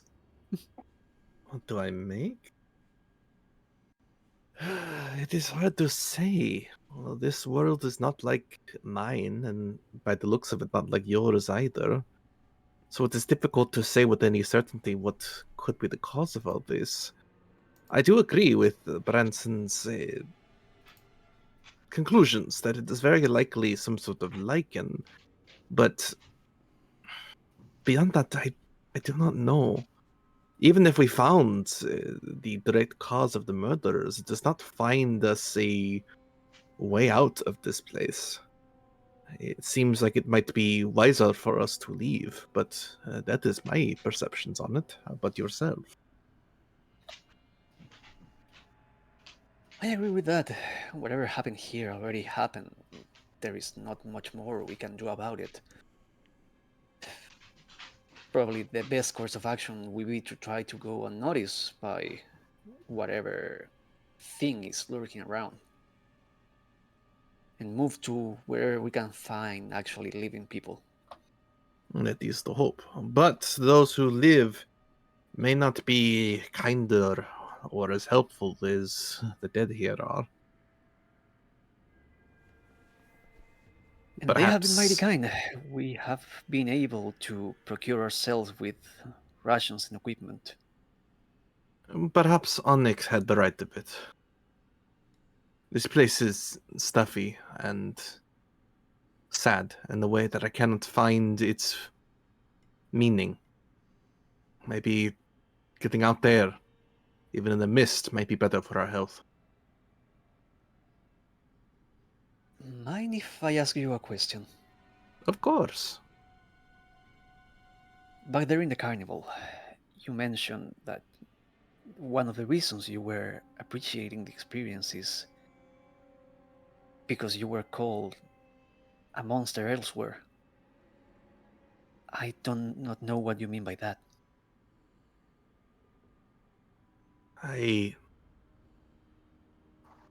My father was undead, a blood drinker, a skin changer.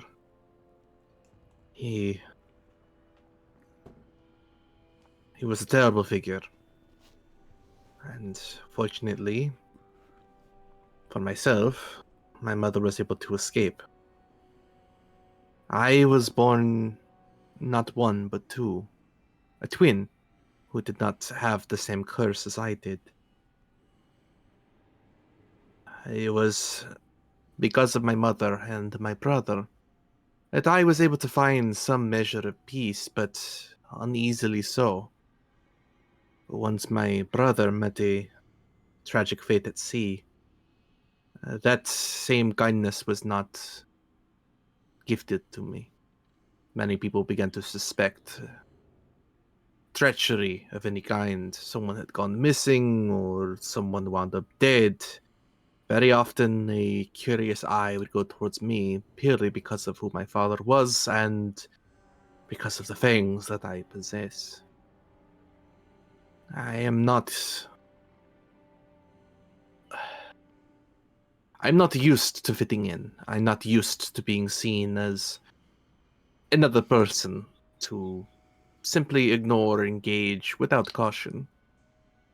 I am used to being treated with suspicion.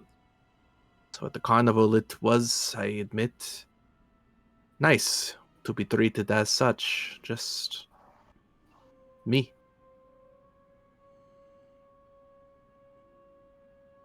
Hopefully that answers your question. It does. I apologize if my eagerness to leave might have come across as unsympathetic. I was not aware. For what it's Dearest Hum. worth, Oh, God. I've seen nothing wrong with you. Dearest Humphrey, my life is an open book of which you are free to read at your leisure. I take no offense, but I do appreciate the humility, nonetheless.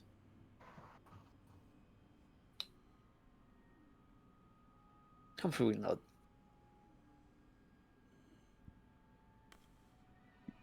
And of this place, where we are, this Kartakass, have you ever heard of such a place? I does not feel like it is the same place as the carnival, but somewhere else entirely new.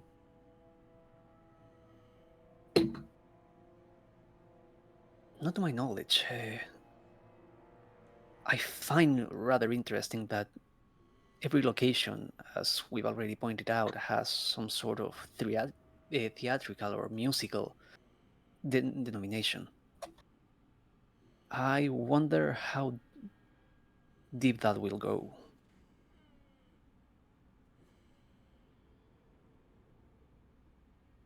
At least it's the only clue we have to understand this place.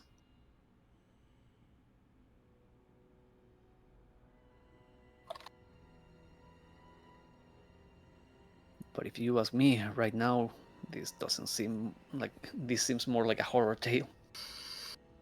Indeed. A tragedy. Compounded by tragedy, compounded by tragedy. But there is one thing that runs through it that I have noticed. What is that? Memento mori. We are all born to die, my friend. Here, that seems to be a way of life.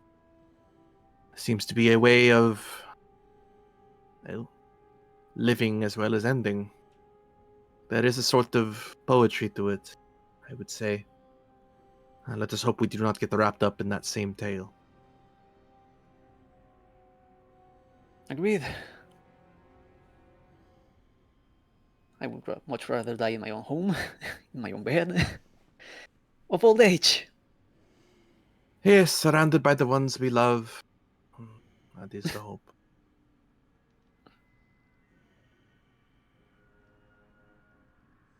And then we will rock, paper, scissors again. Yeah. If you didn't have inspiration already, I would tell you to take it. I don't have it. That was really good. But I say the common denominator of people having really great roleplay scenes is being with Citric. Humphrey's a talker. Yes, Citric's a good bouncer.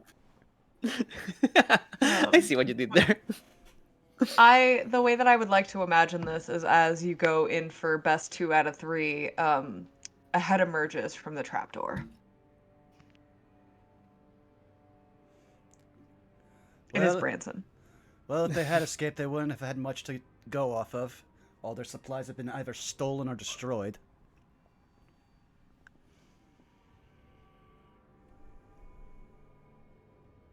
So, I guess we're done with this place. I would say until we can find Onyx, the best thing we can do is just loot from whatever places we can find. We do not know how actually far we are from any civilization, and when we get there, we do not know how hospitable they will be. Very well. And so Branson will just gesture to them to take one of the doors in the hallway, and he'll take the other, and we can just start seeing what's in there. Mm-hmm. So, are you taking the one that would be on your right or on your left? First. Whichever one they want to pick, so they can still, because I feel like Branson's also had a little bit too much talking time, so let them take whatever room they want first. Sure. Humphrey looks at Razvan and points towards the left door. Very well. Razvan will open the door. Razvan. There's something very, very poetic about opening up the door and being met with a single piano sitting there. And for a moment, you expect not to hear anything as you enter into the room. And when you get about halfway between the door and the piano, a C minor chord is played.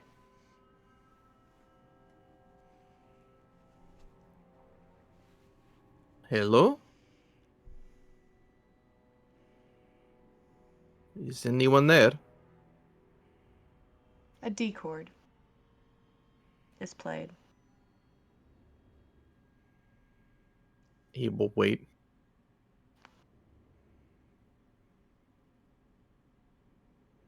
Take another step in. An A chord is played. take another step in. A soft tune begins to play, both the treble and the bass end of the piano. It's somber.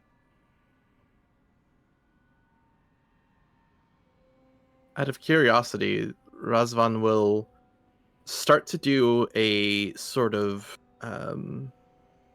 waltzing motion back and forth to see if the chords are being played with each step or if it's proximity to the piano.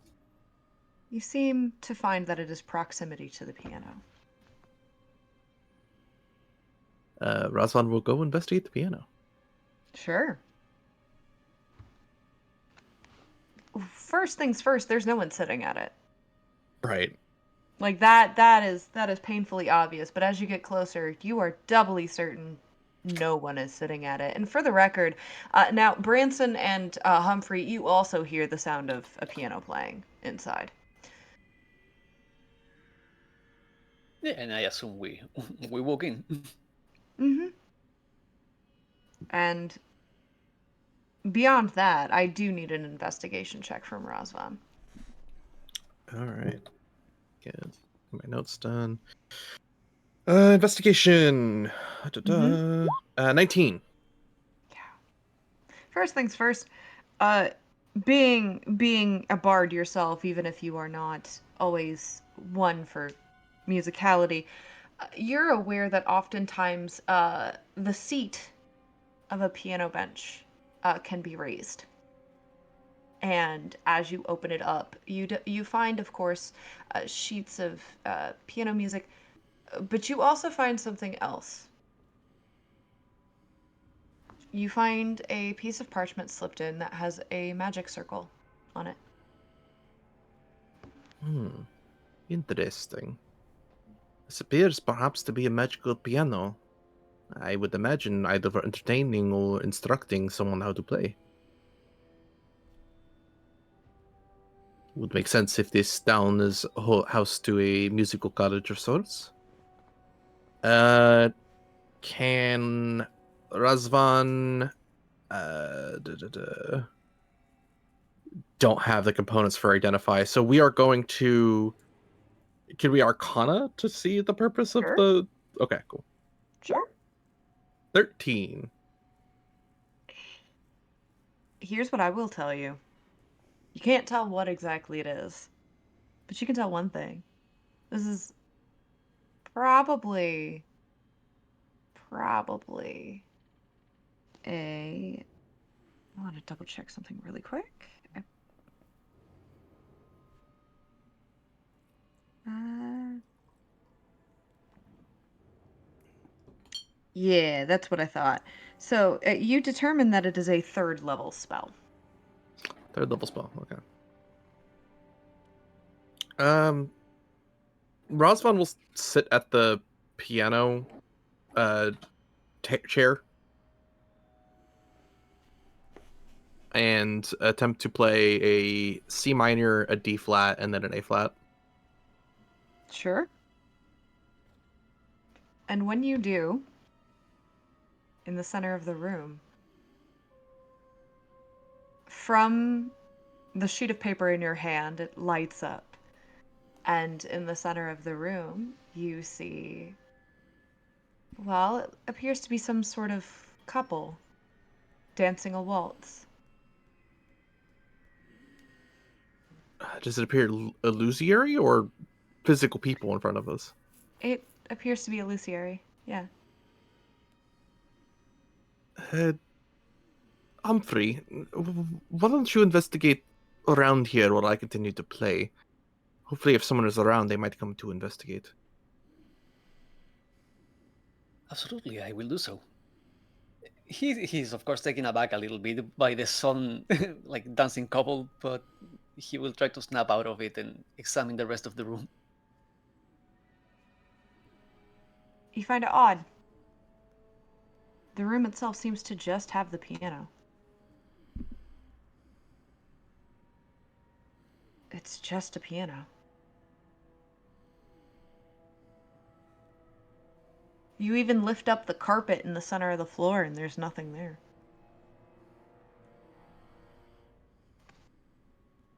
There is nothing here but the piano.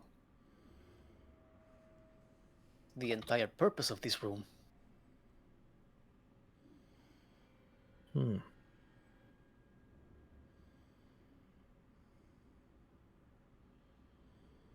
Razvan will lift the lid of the piano. Is there Sure. anything inside? You lift up the lid of the piano and the music immediately stops. Makes sense. Inside, you just see the strings and the hammers of the piano. Okay. He will slowly lower the lid back down. Well, it appears that we've gotten all we can out of this room, interesting as it might be. Let us move to the next one.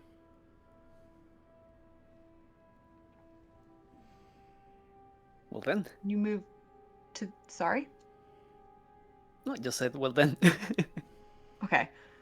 You move to the next room and find the door is unlocked. You open it. And you find well, it's odd.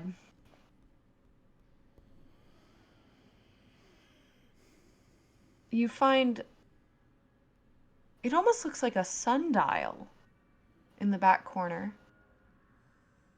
Beside it, you see a crate full of scrolls. You see a desk, like a writing desk, with parchment, quills, ink, and a stack of books that's kind of fallen over, sprawled across the floor. Seeing all of this, Branson will just kind of look, and since Razvan said that he found like a spell scroll or whatever, Branson's just going to burn a spell slot just to try to see, and boom, detect magic. Oh yeah. You absolutely detect magic. That sundial looking contraption in and of itself um, seems to be magical in nature. I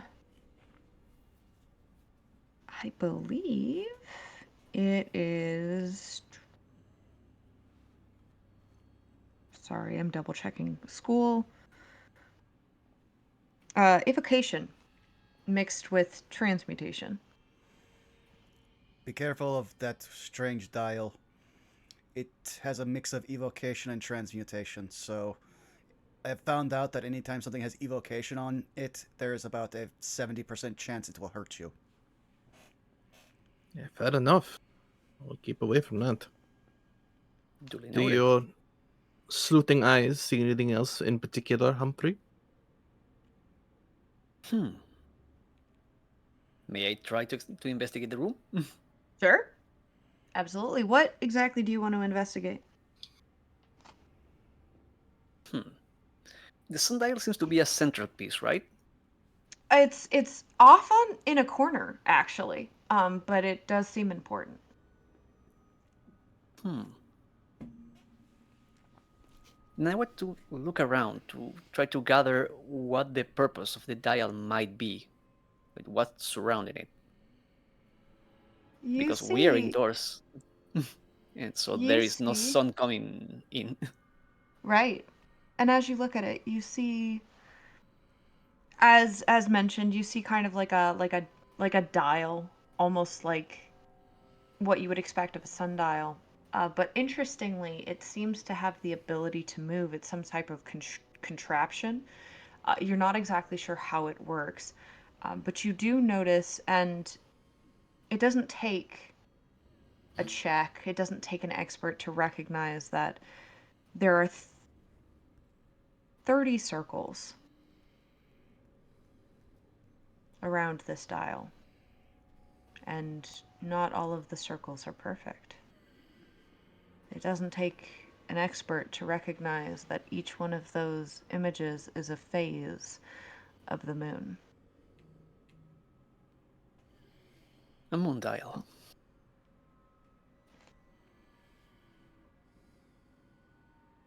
I don't know what the magic purpose of this might be, but this is a moon dial. It's the phases of the moon through a month.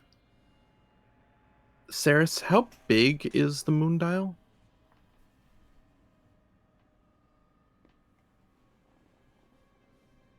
Diameter is about the size of a dinner plate. Okay. Height-wise, it's about 3 feet tall, because it's up on like a Podium? yeah. Is it attached to the podium? It appears to be like attached to what almost looks like a half sphere. Like it's the top face almost like a clock, and then the bottom of it is like like a half sphere, spherical. And then that seems to be placed inside of the pedestal. So it does seem like if you wanted to, you could remove it. Maybe we should take that with us. Could prove handy. True. If we are dealing with werewolves, I know the full moon has some significance to them, but aside from that, nothing. At the very least, we would be able to tell how many days pass. Do we have any idea of what phase the moon was when we got here? It was full. So that explains the latest attack.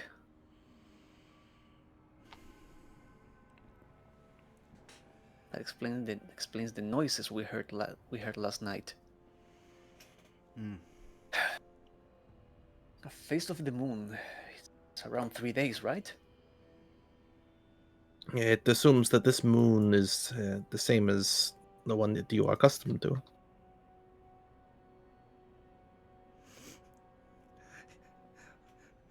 Branson looks like a 1,000-yard stare of just like, how do the moons not work the same everywhere?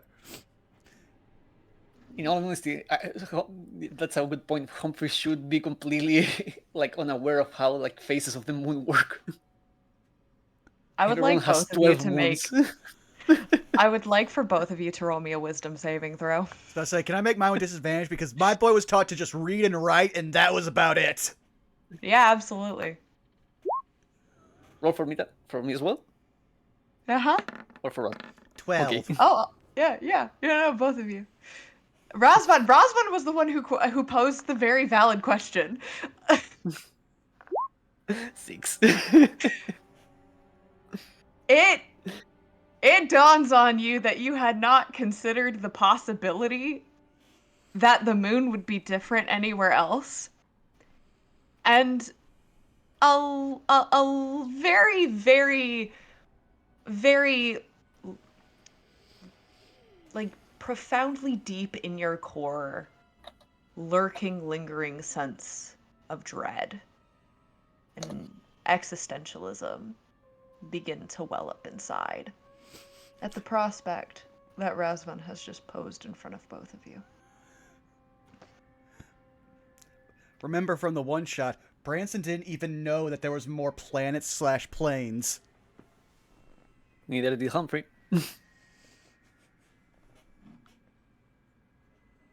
That's unnerving. That is a lot to consider. Well, we have searched this place from top to bottom. Let's see what we can find around the town, and possibly if Onyx is about. Agreed. Walk this way.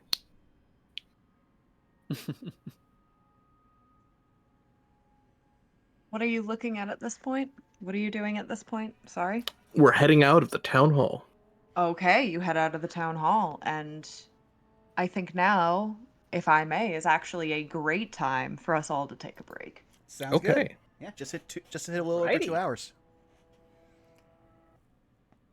I'm gonna add the moon dial to Razvan's inventory real quick. Yeah. Yeah. Oh yeah, one thing before leaving, Humphrey Sure. will actually go back and take that rapier. Sure. Yeah. Add 1 rapier. I will be right back. I just love Sure. that Branson took a crossbow because he's like, it might be useful. But he did not take any bolts because he's never done anything with longer range than he could throw. It's funny. You would be surprised the amount of things Humphrey might be able to do with everything we found. Listen, chat and the YouTube community have no idea what you are. I know what you are. I know your proficiencies. Do you now? Yes. You're assuming I am being transparent.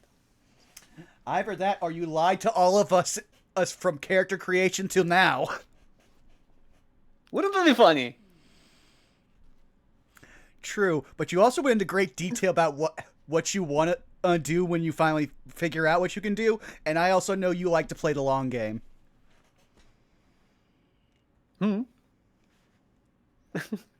Major reason to hold things back from even you guys. I do appreciate organic reactions, and I do not like playing fair if I have to, if I need to do it. Listen, as long as Anyway, no. as long as I don't find out that you're actually secretly a warlock and I could have shoved another homebrew at you, you're fine. I'm just a necromancer. Come on. Remember that guy that you said that you swore that you were gonna kill? Guess what, buddy? If you did that, first I'll be like, how does a vampire turn into a slime? Magic bitch. I was just about to say, I just made a new Japanese light novel there. You sure did. Yeah, that's a light novel title. Also, I don't remember where I was when I saw this, but I was in some thread somewhere, and I'm only going to touch on this lightly, but I found out that apparently now, because they're trying to get, like, notice on the internet more, is that doujin artists, specifically hentai ones, have now started making all of their covers like YouTube thumbnails, and it's hilarious. Incredible, honestly. Yeah, so they had the insanely long, completely literal titles, but they write them in the way that you would do clickbait titles, and then just like, again, it looks like YouTube thumbnails, and I'm just like, what has this become? I mean, I know the entire point of the light novels having like that many words was just for search engine optimization, because a lot of places where they were posted were just like fans, like what's the term? Just like anyone could post. So you just wanted to overload a search bar with that, like what. Like when people upload videos on YouTube onto YouTube and have a bunch of like tags with it, sometimes even like not related at all. I mean, I know because nobody's ever actually opened up any of the info bars on any of the episodes we upload on there. If you scroll down to the bottom of all of them, I throw in so many hashtags for all of the things we upload. Like, we knew from the beginning where we were going to end up in the domains of dread. I put that as a hashtag in case somebody tried to look for it. And nobody noticed at all. And that's not... So, Chad, I hope you're all enjoying the show. Yeah, if you're enjoying it half as much as we are, then you must be thoroughly pleased. Well, I'm glad to hear that you all are having fun. I was worried that this was a bit. I was worried that you would find the hunt, shall we say, unsatisfactory. But if you're having fun, then I consider that a win. Again, yeah, absolutely. You told us you only gave us story beats for 2 domains to choose from, and we picked. Well, I voted for the one that would have combat because I'm a combat very specific done build. But even with only having like one official combat, I do like the fact that my character has to put all of his specialty to the test every time we are in a session. Mm-hmm. Oh yeah, no, I would think that you both at this point would know me as a DM at this point. I'm not gonna put you in a scenario where I think you're not going to use what you have. Oh yeah, no, totally. Though Um, I will take a second to step away and use the bathroom real quick. Yeah, please do. Absolutely. I'll stick around. I'm also here. Yeah. But yeah, no, really fun. I know we are in an exploration phase of the domain, and like yeah, right now we may be a bit aimless, but at least I enjoyed trying to puzzle together like what went down in the town, even if we may not get an answer to that. Like it's something that. Mhm. I was gonna say for not in a spoiler sense, but I would hold on to your hats because there's still quite a bit that's not been uncovered in the town. And I'm back. And I just welcome back. Yeah, no, and what I was saying is that I mean I personally enjoy puzzles a lot, and like that is Mhm. something that carries onto Humphrey. Like he's inquisitive, so the fact that like we don't know what we're doing in Kartakass like at large. For him, he's like it's kind of fading to the back of his mind because he has the like he's really invested in trying to piece together what went down in the town.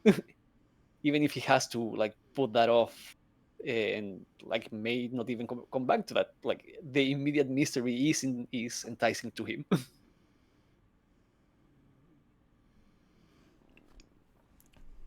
And Branson, he had one goal. He demanded that a god tell him how to find the person who ruined his life. The guy was like, "Okay, bet."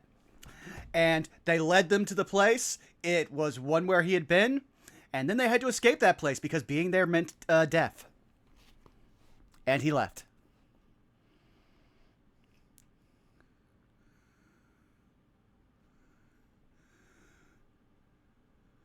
Kind of doing the it doesn't pick up, but I'm doing the raccoon clapping over on my side. Also, Citric, I'm going to send you a horror image. Well, not a horror image. I'm just like, what compelled the person to make this? That I just saw on Twitter because I'm flipping through it while we wait for everybody. Okay. Do.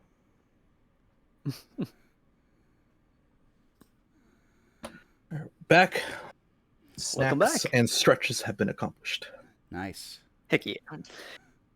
Now I just want to Very hear. important to drink your legs and stretch your water. And now I just need to hear Citric's reaction to some random thing that was Twitter decided was going to be in my algorithm. And you have not sent there of these. Why? Because I literally just found it. And also because I think he would say, we don't need the top half. Fair enough. Do you want to share the class? Yeah, I will post that in the pack tactics thing.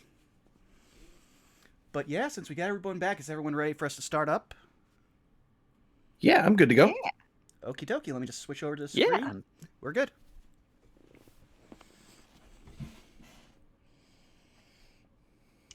Incredible. So you leave, and in front of you is the scaffold. I would like all of you to make me a wisdom saving throw. Oh. Gonna burn inspiration and make it charisma instead. Bardic inspiration, that is. 19. 8. Incredible. As you walk out of the town hall, Humphrey and Razvan, you both see the sight of a woman hanging from the scaffold, noose around her neck, dressed in all white.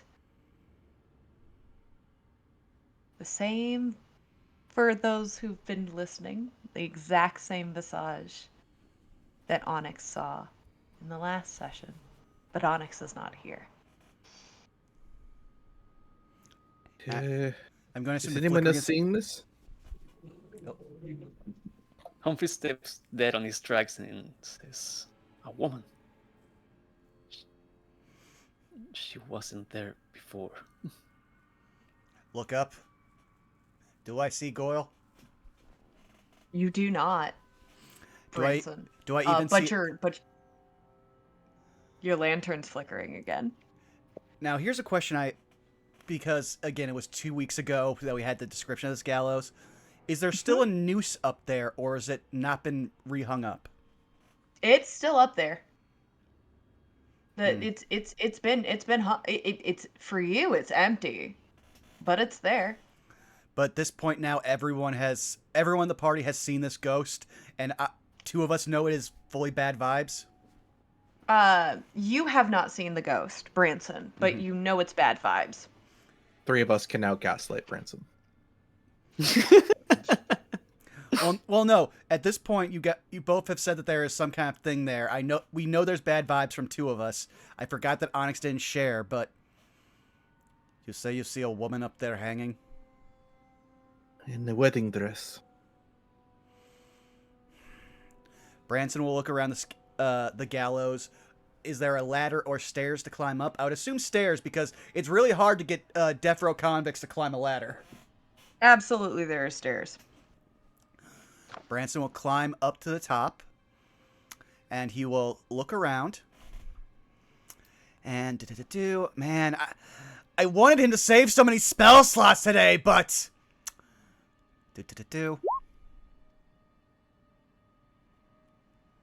am I standing on desecrated ground? Yeah. Yeah. Branson's going to stand there for a second, start scratching his chin, thinking. And unfortunately, wait a second. Need to check something.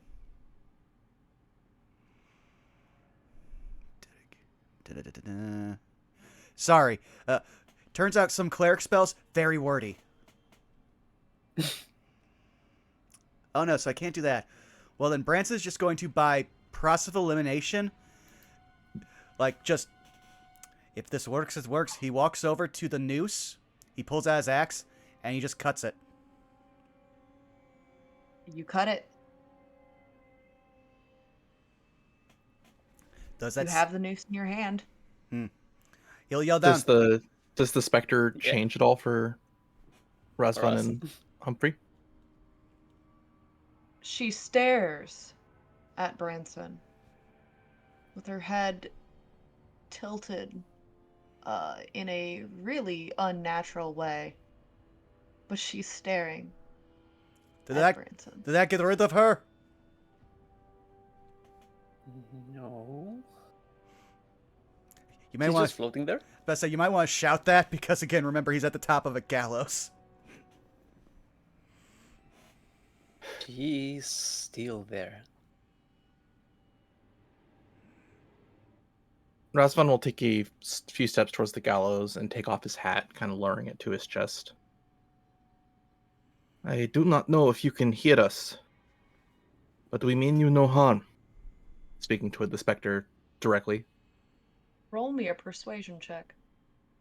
Okay.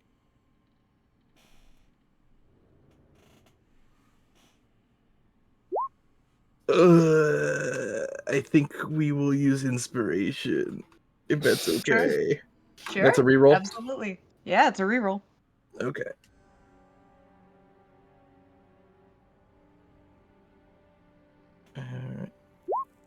Soft 20. That's a better. Her head, it is horrific the way that her head moves at its awkward angle, but her head moves and she slowly looks in your direction.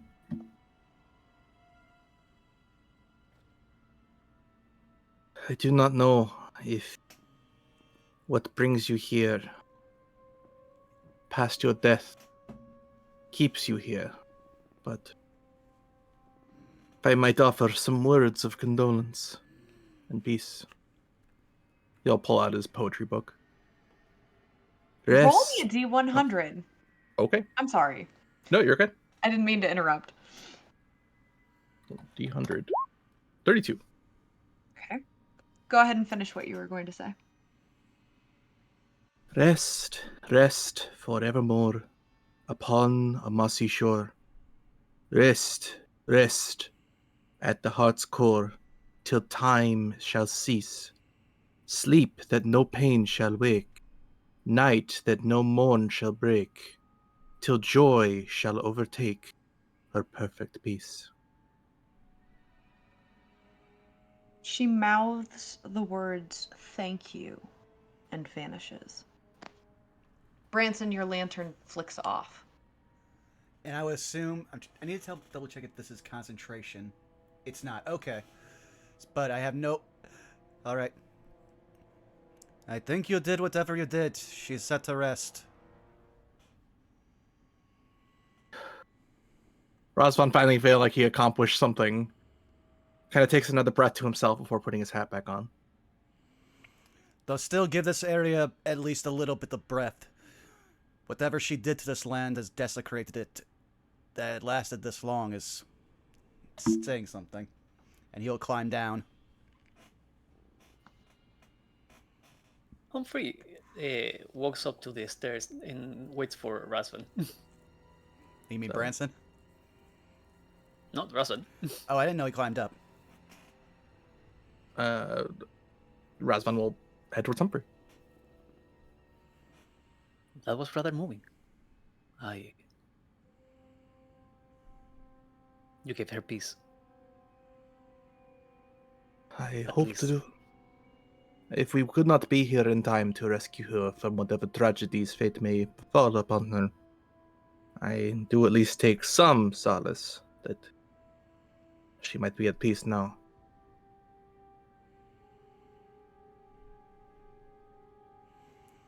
I get the feeling tragedy, as we've discussed, will be a through line here.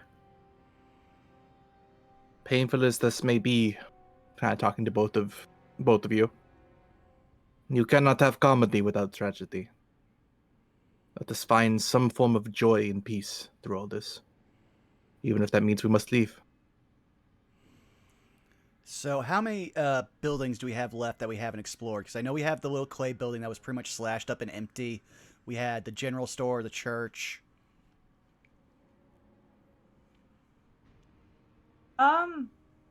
There was the on the other side of the gallows, there is the 3 different merchant carts.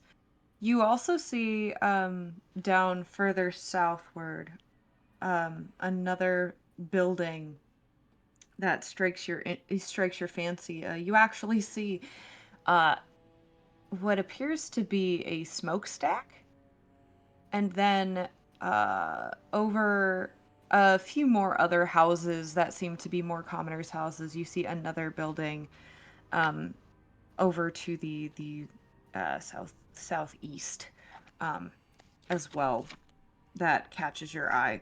That appears to be made of wood rather than mud. I say we head to the building with a smokestack first, if only because if I can finally find a smith, I need more hand axes. And I could use an ingot of iron or 2. Very well. We shall follow you, Branson. Alright, so we head to the building with a smokestack, which I'm assuming is a forge.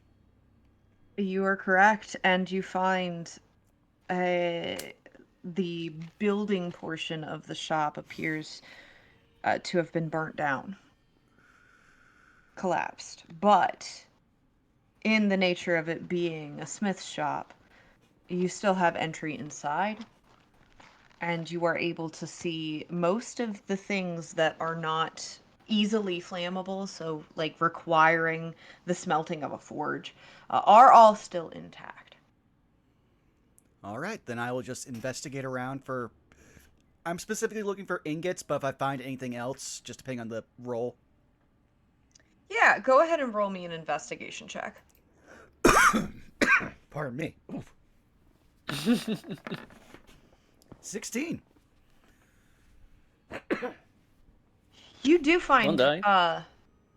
You are able to find 2 ingots that are intact. You are also able to find approximately a pound of iron chunks, so like not fully formed bars, not like it's usable ore, chunks of ore. You also find, for the record, about 10 feet of iron chain. All right, let me just write these down in here because I'm a very slow typer. You're good. 1 LBS iron bits. And you said 10 feet? Yes. Okay. These will be useful.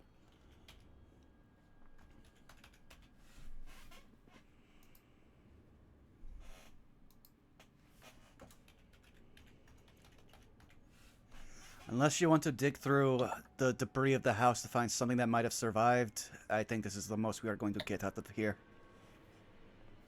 Agreed. Let us move on with some haste. So I guess we'll head to the other non-mud building.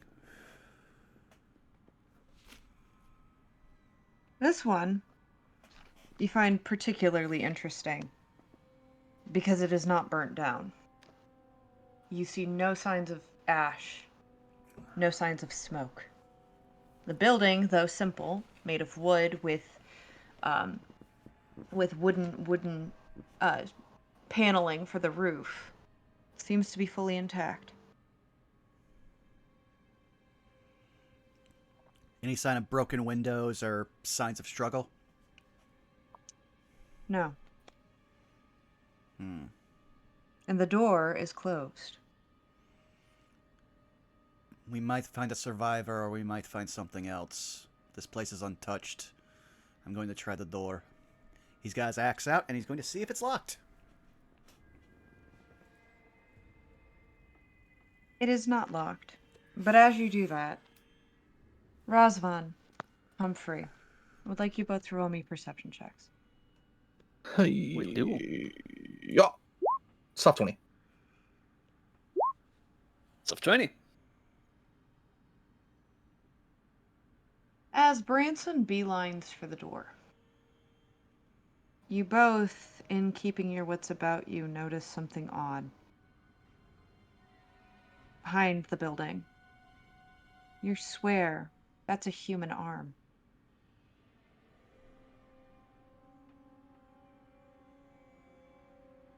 Humphrey will tug at the Razvan's pants and point towards the arm. Branson, there's an arm inside. We could see it. It's outside. It's like around the outside of the building. Oh, I'm sorry. You're good. Around Okay. the corner outside, there is an arm, Branson. Branson will just change his grip on his axe, with purpose go around to the back, expecting to find a body, but not sure if there might be anything else.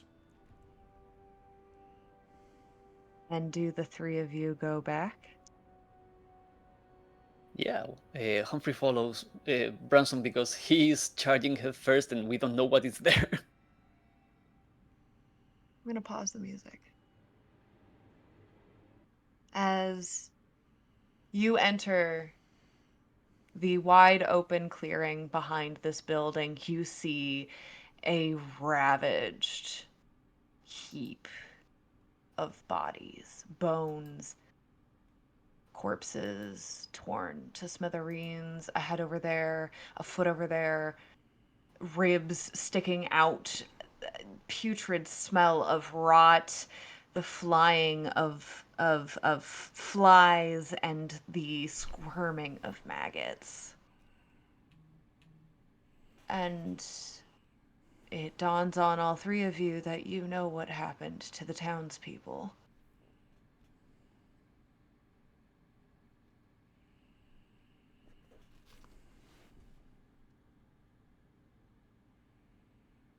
It would appear that my guess, if I could hazard one, is that no more than not just lichens, but something else came through to gather these bodies and place them here.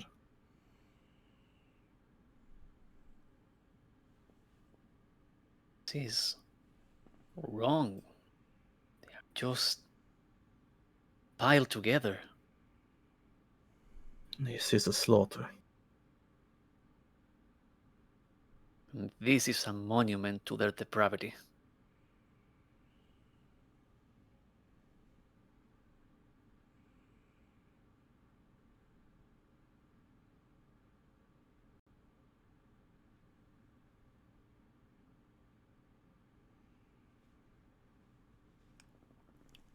We said this place is going to be mired with tragedy. I am starting to think that was an understatement.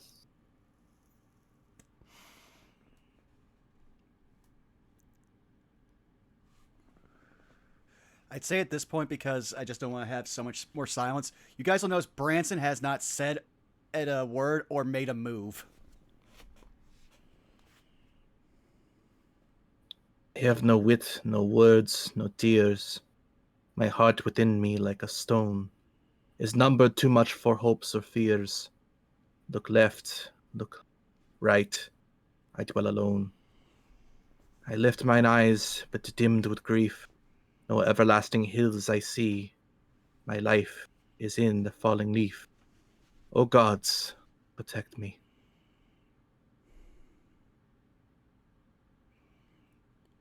You'll see Branson start to stir as he goes from a gobsmacked look to... He's now visibly shaking with anger, but doesn't say anything. He just turns around, and he's going to head back towards the front of the house.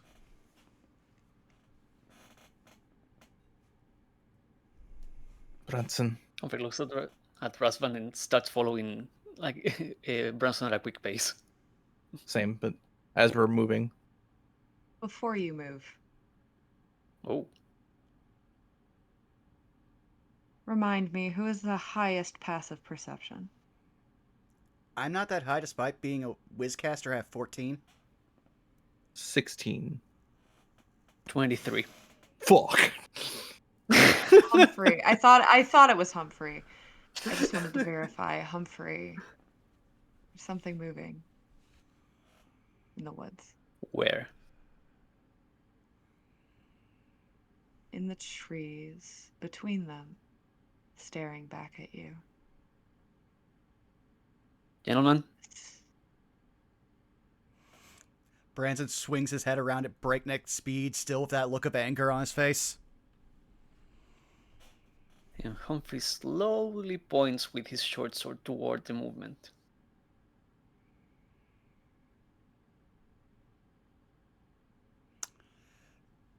Can we make a perception check to maybe make out, because since we know that we have eyes on us? Yes. You may. Alrighty.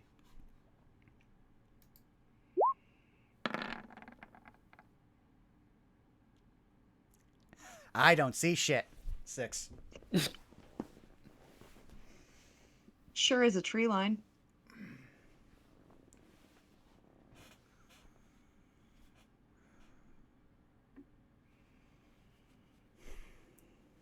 Do you want the perception checks from both of us too? No, you've seen it. Is Oh, Razvan right. also going to? Oh, yeah, he'll look that way. Yeah. 15. Yeah, Razvan, you see a pair of beady eyes. Who is out there? Revere yourself! And I would like all three of you to roll me initiative. Oh, shit! Oh boy! My favorite! That's a 19. This makes sense that you actually saw it the best. Yeah.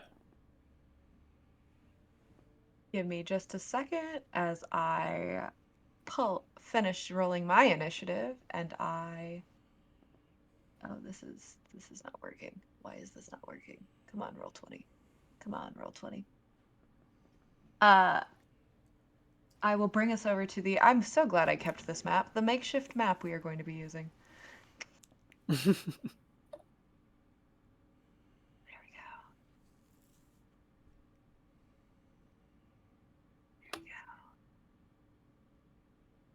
Okie dokie. And...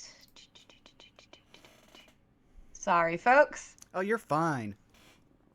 We are roll 20ing in the shindig.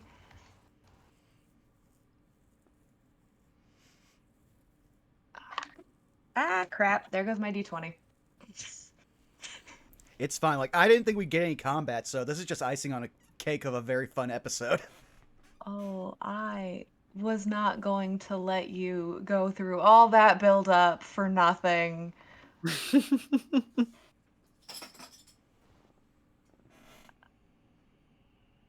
I am fighting with well, use Roll20. that- I apologize. It's fine. Yeah, well, use that. Give me 5 seconds. Sure. True, I'm also going to take another another pre-battle bathroom break. Makes things better. I don't know where my I don't know where my d20 went. That is a later me problem. I will simply have to grab another one. Okay.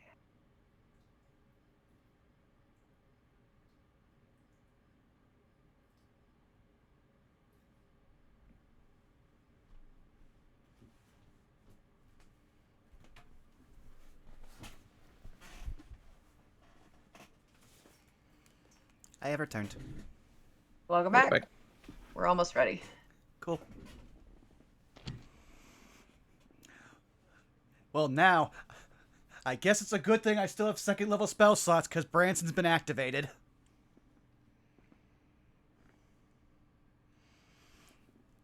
I'm sorry if I made you guys feel awkward during those times where he wasn't talking, but he was going completely unresponsive, and I just wanted to play it up in the moment. No, you're absolutely fine. Yeah.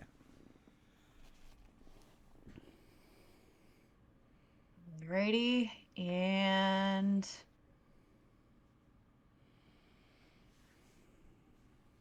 okay, Roll20. I'm gonna have some fighting words for you. Roll20. I think the real combat that's gonna happen today is between me and Roll20. My money's on you. You're a fighter. Roll20 is just like that person who likes to trip people and go for low blows in combat sports. That being said, if you want to sponsor us, I'll take it. Yeah, right. Who sponsors? We were talking about it yesterday during No Love War Extra. I will sell out in a heartbeat. If you will pay me, I will do it. I would kill for some NordVPN money. Listen, I either Boxu or Sakurako. I want snacks. I don't care about the money. I just want snacks.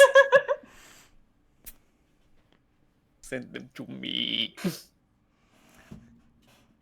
I just want to be like, hey, Die Hard Dice, you're selling art from one of our players in several games. Want to throw some love our way? I kid. Though that is something I just realized. On a site that I've probably spent at least $200 to $300 of money on, I bought my friend's art from a site. So that's pretty cool. You can find my shit in surprising places. I know. I will have to ask all three of you just as a double check to make sure. Oh, come on, Roll20. That you have proper controls. Once you transfer us over. Yes, I'm. Yeah. We're still fisticuffing with Roll20 at this exact moment in time because I've been trying to give Zan his rights for the past minute. Oh, don't give me rights. I don't deserve rights. Listen, we have discovered in the Sunrise are evil. Yeah, we've discovered in the last several games that we played is that Roll20 takes at least one person's rights away from them. Okay, let me just. Oh, absolutely. And combat. Here we go. There we go. Or on the map, I do not see the tokens unless I have to scroll out even more. You are towards the bottom. Ah, okay. Sorry. Also, Please let me know whether or not you have rights. it has not. I loaded only see any the tokens. map. Yeah, it has not loaded any tokens for me. What? Let me try something. Let me I refresh. can drag Just my speak. character over. Oh yeah, I You forgot. all have tokens. Okay. Why? You all have Is it on the tokens. They are on the page. Is it on the GM I'm layer? good at... No? Okay. I'm gonna refresh on my end just to check that It's not It just literally. Okay, this is what I meant when I said that today's combat is not actually going to be you guys fighting. It's going to be me in Roll20 because I Fair enough. promise you're on the correct layer. I can feel Theropod shaking in anger right now, not knowing why. yeah. No, I refreshed. I still don't see anything. I Just the map. believe you. I believe you. I'm. Oh, I see a token. Oh, yeah, now. Yeah. I think on my side I had to reload. There we And go. I have permission. Yeah. Okay. I also have permission. Amazing. Now, I'm going to zoom in a bit just because since our character art is black and white, it's very hard for people to see. So I'm just going to do that. Yeah. You're red. You're red. I Yeah, am yellow or orange, really. And Zan is black. The ring around. The ring was when you're Please. at like less than 100 zoom in, you can't even see the colors. Again, that's not an Okay. issue of just that. It's just Roll20.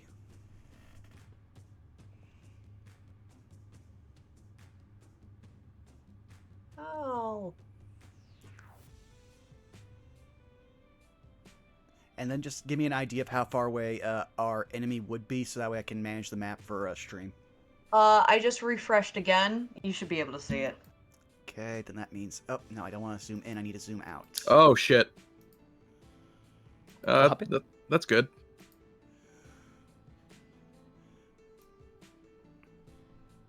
Oh! Oh! Let me zoom out a little Yeah. bit more. Hey, guys. That is a large wolfen-esque creature. That is more than large sized. True. Let me put it this way. This is what happens when Chaos meets Fenris. Just a popper. Just a little guy.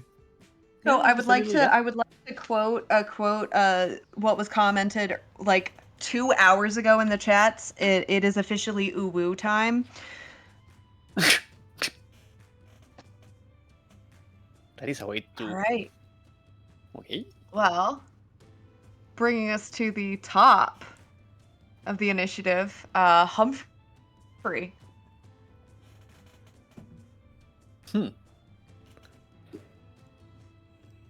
So Humphrey looks at the uh, at his companions like, "Are we fighting?" You look at I will say this. You look at Branson, you know that he's about to just start charging. You can see the muscles and veins in his neck are taut. Humphrey sees that, and like he reaches, which is funny because the rapier he took for his size is basically like a large weapon for him. He reaches back to the rapier, wields it in one hand, and takes the silver dagger with the other, and he moves forward. I'll have a. Let me measure how much I can move. Okay. Damn, like Tabuya, how you gonna do us like that? 5, 6. Believe that is 30 feet, and he will stop there. Both weapons drawn. Both weapons drawn. Are you holding your action? Yes. If this thing What is- comes near, he will hit with the rapier. Okay. Sounds good. Next up in the order, we have Branson. So just to check one thing, the music is Yep. paused right now. Is Yeah, it? Okay. Oh no, it's No, playing. on my end. It's It's fine for playing me. on mine. Yeah. It might be because you refreshed. Let me refresh it. Yeah, I have. Roll20, no rhyme or reason, told- but I told you today's combat is brought to you by Roll20. We do in fact have cans of whoop ass at the ready. okay. So immediately you are going to see like you know that Branson's weapon typically doesn't like start charging with like electricity, like that black and blue lightning, until he hits something. But now it is literally radiating off it as do. I have Branding Smite up, and he is going to run 1, 2, 3, 4, 5, 6, and he is still in mid-run, but that's the nature of D&D combat. Okay. But he's also... Are you also holding? Well, No. it's basically... I'm saying because, again, it's 6 seconds. He is mid-run. He is charging as fast as he can. He's not holding or anything. Okay. And also, he is Okay. primal screaming. It was just a bonus action you spent, right? You could use use Yes. an action. Yeah. Oh, that's true. You will... let me see here. I need to double check. You could move again. You could dash. Yes. Oh, true. Yeah, I forgot dash is an action, so... 1, 2, 3, 4, 5, 6. So this thing, if it's trying to run, yeah. But that's turn. That's everything I can do. Okay. It's now its turn.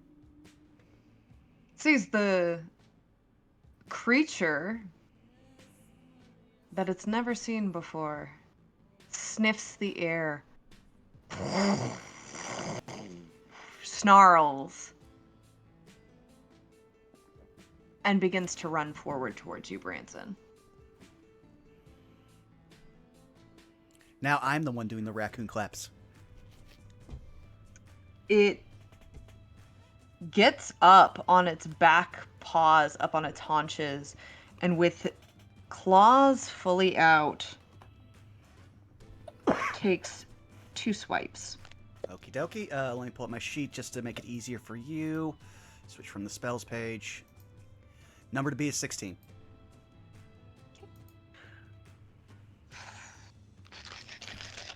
First,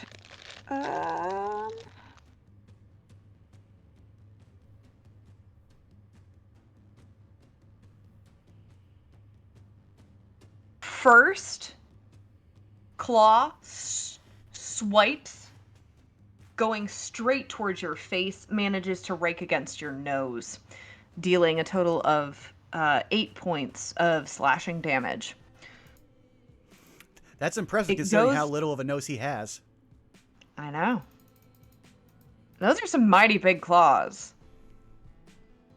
But on that second attack, it goes in, it tries to undercut, and you realize you have an opening on a natural one. Would you like to take a reaction? Why, yes, I will use my reaction to take a two-handed swing at him.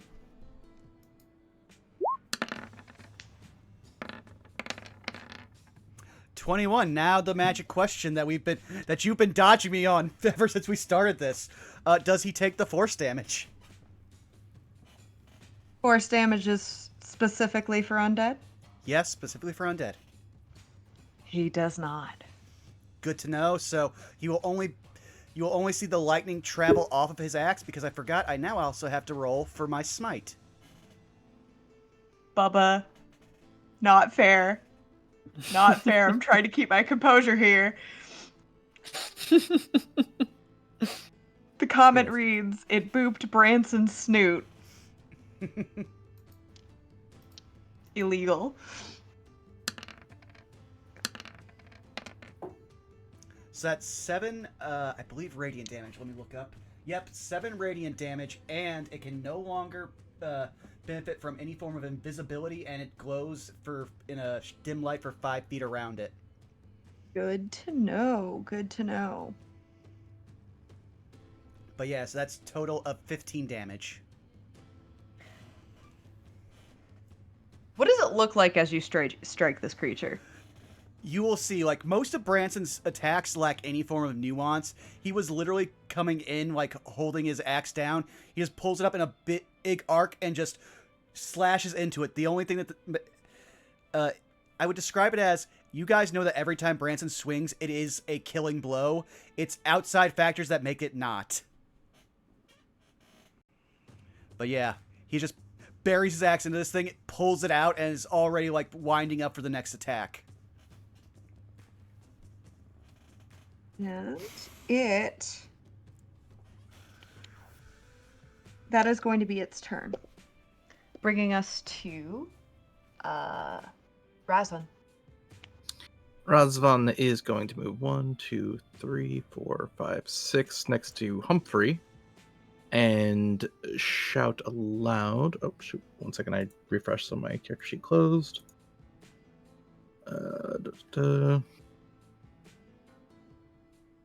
Is going to give a bardic inspiration to Branson, I believe. That makes sense. I thank you. So 10 minutes. Yeah, okay. Sorry, is that an action or bonus action? Forget. It's bonus action. Bonus Okay. action. He's going to shout out towards Branson. With weathered, skillful strikes, Branson beats the threats who reek! And we'll give a part inspiration to you, and then for action, we'll motion towards Humphrey for the rapier.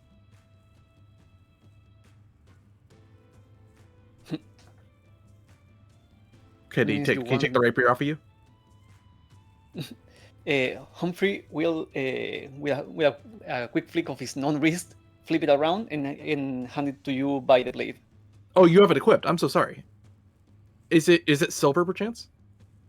No, the dagger is silver. It's regular? Okay, it's just the dagger. That's what I thought. You didn't check. Oh, You did not check. Then he will. Razvan will simply motion towards Humphrey to pull out the rapier to see what kind of construction it is. Again, he has it in his hand. He was wielding the rapier in one hand and the dagger in the other. What is the rapier made of?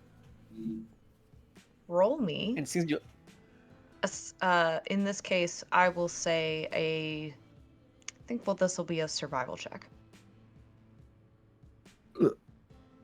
Natural 2023. That is silvered. Head up there and strike with him. He is weak to it. And that is Razvan's turn. Now, before we get to the top of the turnover order, it's going to take a legendary action. Oh, lovely. And it is going to swipe at Branson once again. There's my job. And it is going to miss astronomically. Humphrey.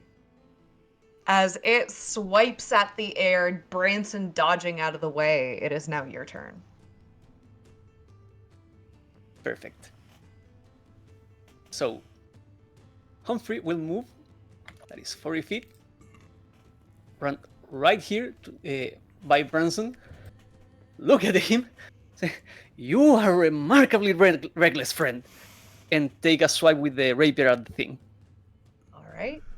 Swipe with your rapier. Will do.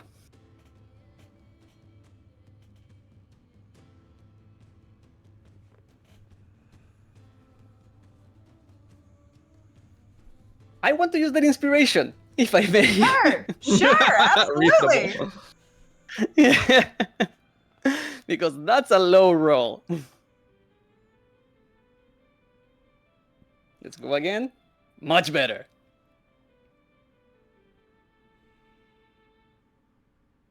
$22 will hit. Mm-hmm. What does it look like as you strike this thing? Again, through the course of the past couple of days, you have seen Humphrey get a lot more confidence in the way he's moving. Now he's managing to dash, and he's dashing, and he just takes a low slash at this thing's legs, like an upward slash. As you do, it out in pain as you watch. It seems almost like smoke rises up from its legs as you hit it with that silvered blade. And I can do a bonus action offhand attack with the dagger too, right? Correct. Then I will do so.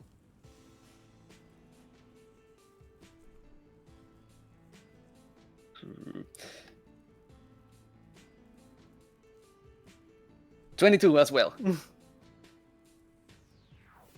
Yeah, that hits. Of course you do. I do have to ask, Is this with your normal dagger? Or is this the one Not the that you silver got? one. It Yep, is. both weapons are silver. It is raged now as you come in with that second attack. And Humphrey, like now finding a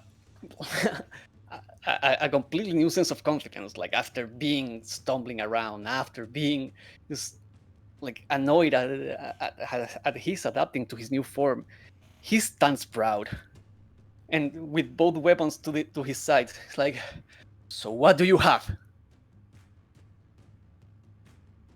And he takes a stance, and that's turn. That's turn. Actually, Oh? I forgot one thing, which might be for either attack. Okay. Let me, come on, Roll20, help me here. Why are you not? Oh. Huh. There we go. Sneak attack. Yes. Because I am with an adjacent. Yep. Sneak attack. So Sneak you attack, were good lying to call. us. Well. Just a little bit. Just a little bit. Just a little bit. But knowing you, there might have been some truth that you might be a multi-class. This is the first time you're seeing Humphrey fight properly. Yeah, I know. But this is above game Vaughn. Just looking at you with the most smug like you son of a bitch. Oh, I am. The sunniest of bitches. And I hate to be the bearer of bad news. Pun intended. As it's going to use its second legendary action. And it is going to, this is going to be phenomenal. It is going to go in for another swipe, but this time at Humphrey. As you have thoroughly pissed it off. Remind me what your armor class is, Humphrey? 17. Okay. I'm gonna flavor this, and if you don't like it, please let me know. It goes in, and it swipes at you with its claws. Its claws, like, push your side in a very, like, gelatinous way, but do not break the surface of your plasmoid body as it bounces off. As you take no damage. And Humphrey looks at that, and gears are turning in his head. continues to snort and snarl at you. But there's something about its snarl that strikes you both as odd. There's a hint of humanoid behind that growl.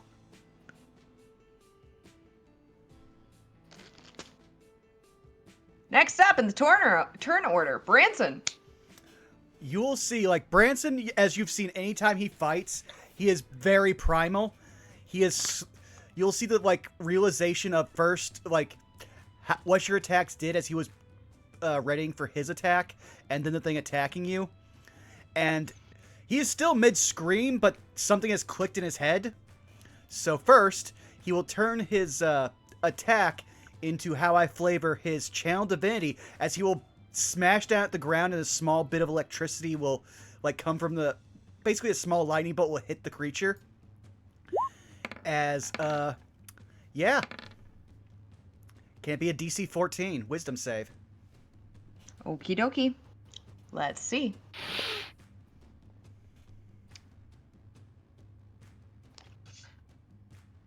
Unfortunately, it beats. Alright, well then it takes half damage, so it takes 1 damage. Damn, I was really hoping for that forced, compelled duel.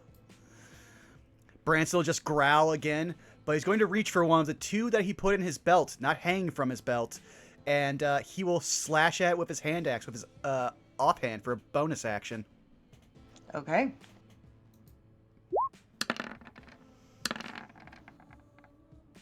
Does a 14 hit?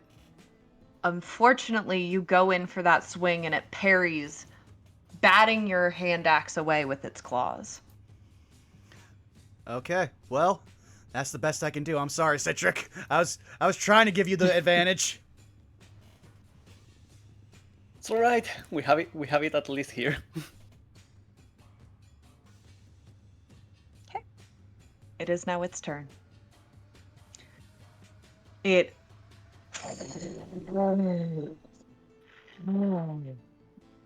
growls one more time before going in for a bite as it aims for your open body, Humphrey. Mm-hmm. Y'all are really, really lucky. Humphrey, as it goes to bite, you notice it's lagging a little bit, a bit delayed, slow to move, lumbering. You have an opening. Would you like to take it on a nat 1? Ooh! Absolutely. I'm going in for the rapier. Let me reloading here. Oh, that's a 9. I am out of inspiration. Unfortunately, it manages to catch your rapier in its teeth, but it does not bite you. And as it goes to bat your rapier away, it manages to actually break the plasmoid body, dealing a total of 8 points of slashing damage.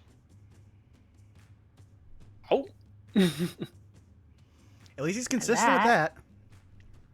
Is his turn. Razvan, you're up. Razvan will. We're going to move 1, 2, 3, 4, 5, 6, and kind of slashing an exposed part at the top of his hand just to get a little bit of blood.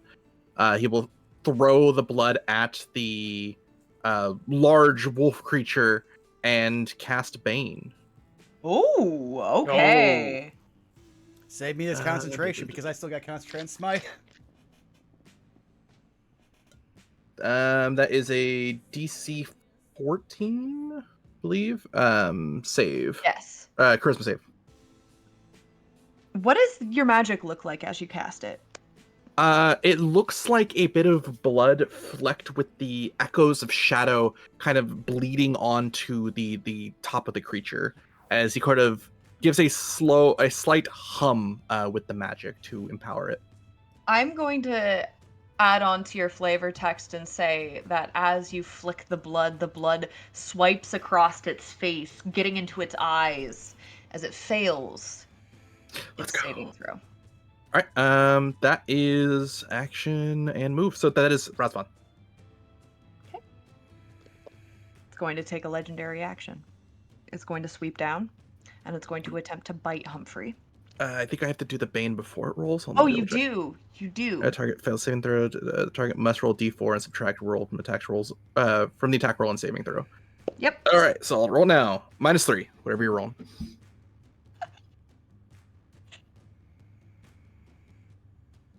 People are really lucky today. That is, I don't like to normally share what my rolls are. That is a natural 0. Let's go.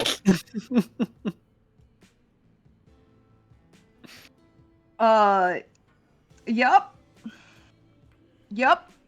That is its legendary action. Humphrey, here go.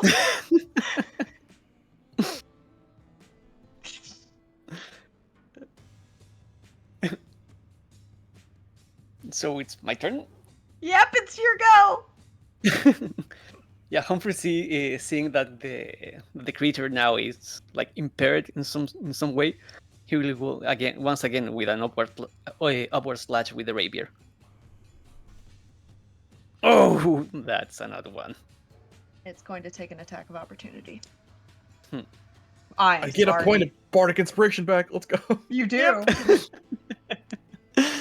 I'm so sorry. That is max damage. That's going to be 10 points of slashing. Ow! We're Yeah, lev- no. We're level 4. That's Humphrey heavy really- damage. Yeah, no. Humphrey reels at that, but he's still standing, and he looks at the thing, and again, like gears turning in his head, he just tries to like just move the slime out of his mouth and since he's close, just going to stab with the dagger of hand attack. That's 20. That'll hit. And I gotta add 16. Ooh, nice. You go in with the dagger and you slice it, and it lets out a.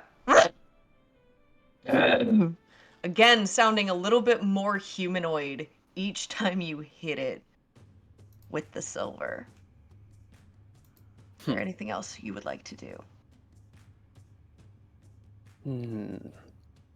That's my action bonus, and I would take an opportunity attack if I move. So that's turn. Okay. Branson, it is your turn. Give me a second. I had to check because I'm dealing with the multiple caster problem of I am concentrating on thing, but I don't think this thing's going to turn invisible and I get no other properties on. So I'm going to just drop that since it's not going to do extra damage. Okay. And then let me see here. Yep.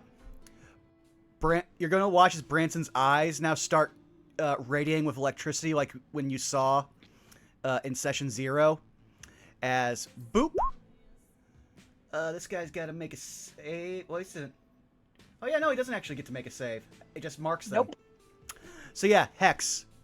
And, So he's hexed and baned. yeah, this guy's getting cursed everywhere.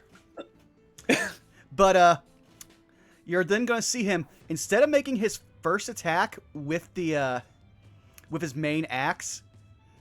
Well, actually, no, he's going to experiment because he has an idea. But this means I can only swing my axe one-handed. So, Ooh. 21. 21 will hit.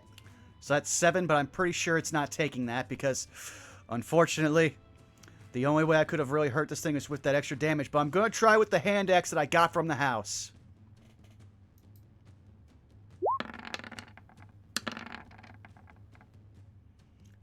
I am. Actually, you know what? I have an inspiration. I'm using that. Oh. Much better. Nat 20! Yeah? Woo! So. You strike this thing with the hand axe, and it lets out a. And it just snarls at you and hisses and writhes. Well, it's also going to start writhing more because I was going to say D6 necrotic. Yeah. it takes another 4 necrotic damage. As the wound itself begins to eat away at the flesh. And this thing will just see Branson just primal screaming back at it, just like flecks of spittle hitting it. He's now just staring this thing in the eye, being like, fight me.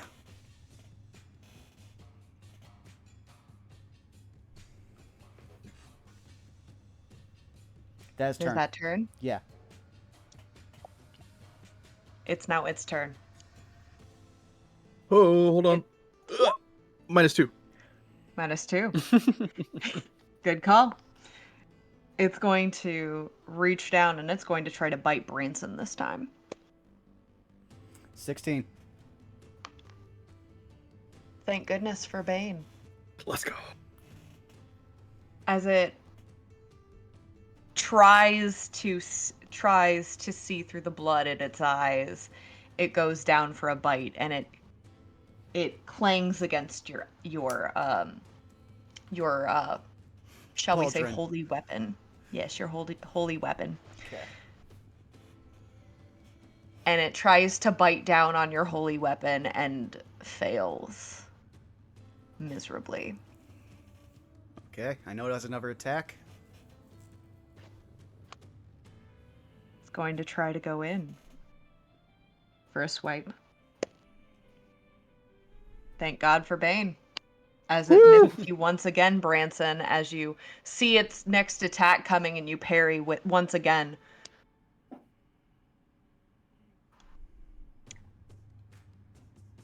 That's its turn. Razvan. Razvan, seeing it miss, is going to cast Vicious Mockery. Heck yeah. But before it rolls its save, -1 to that save.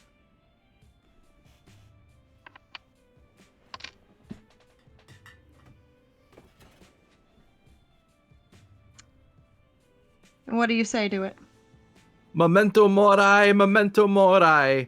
We lived, we breathed, you'll remember to die.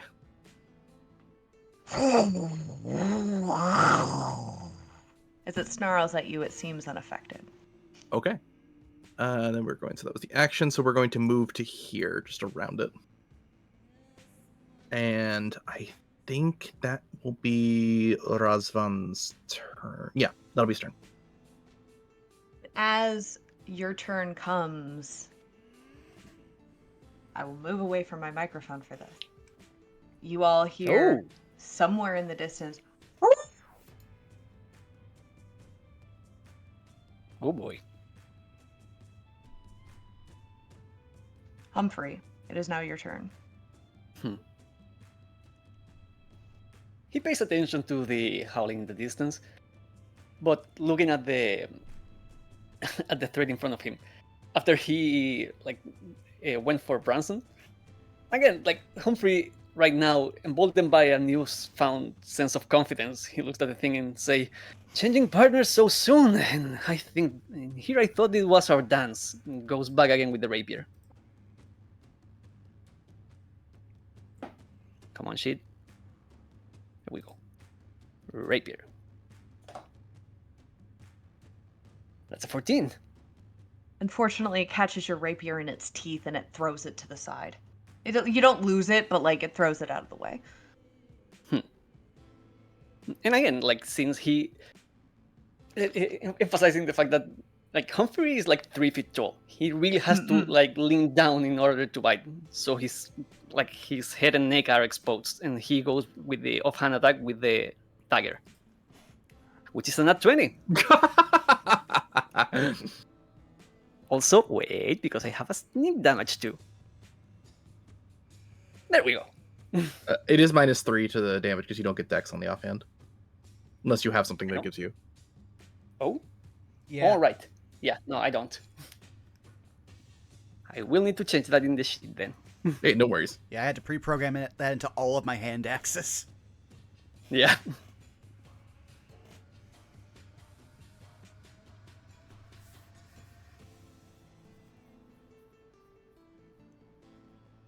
Sarah, she there? So yeah. Yeah, So I'm here. 7 damage there. I'm here. I was doing some math. It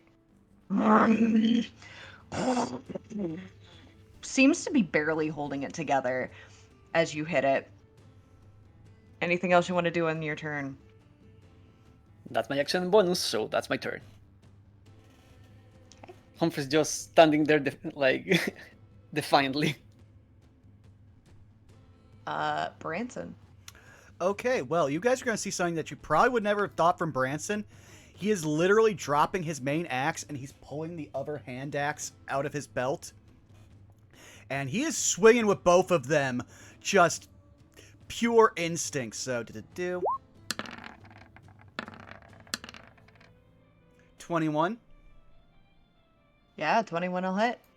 So that's 7 damage, and another 6 from Hex. And now for the other attack. Is there any bonus from flank? There is. Oh yeah. It's a +2. Okay, cool. And that's another 7, and where are you, Hex? I just had you. Question: is the thing's AC 16? Because if we had flanking bonus, my rapier attack, it was a 16 instead of 14. I think we only get the flanking for Branson and Razvan. For Branson and Razvan right now.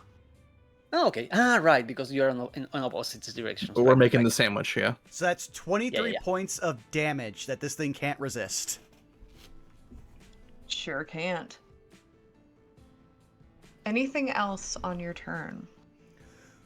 Branson is just like staring this thing in the eyes. He's like, he is basically like, if this thing could read body language, telling it that attacking either of his friends is the wrong move. He is going to kill this thing. And as you strike it and glare at it, it reels back on all four of its haunches. And this will garner an attack of opportunity from all three of you as it pounces out of the way. Reaper it is.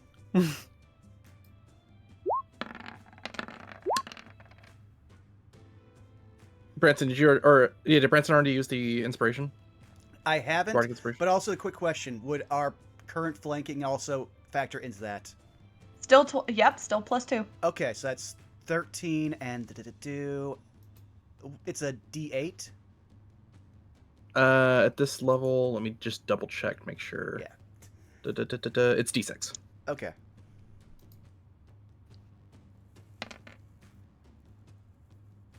Five, so 18.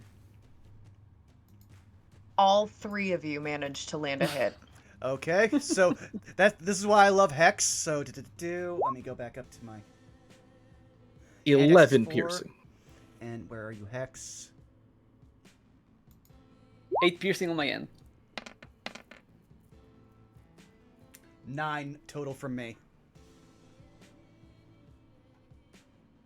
And as you all get what are all clean hits on this thing, it darts and it runs into the cave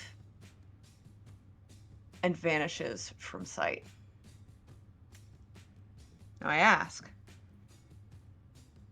do you want to continue to pursue? I will Or say do you this. want to cease initiative? I will above game defer to you guys, but my boy is a murder monster. He's probably going to try to chase, unless you can get a hold of him.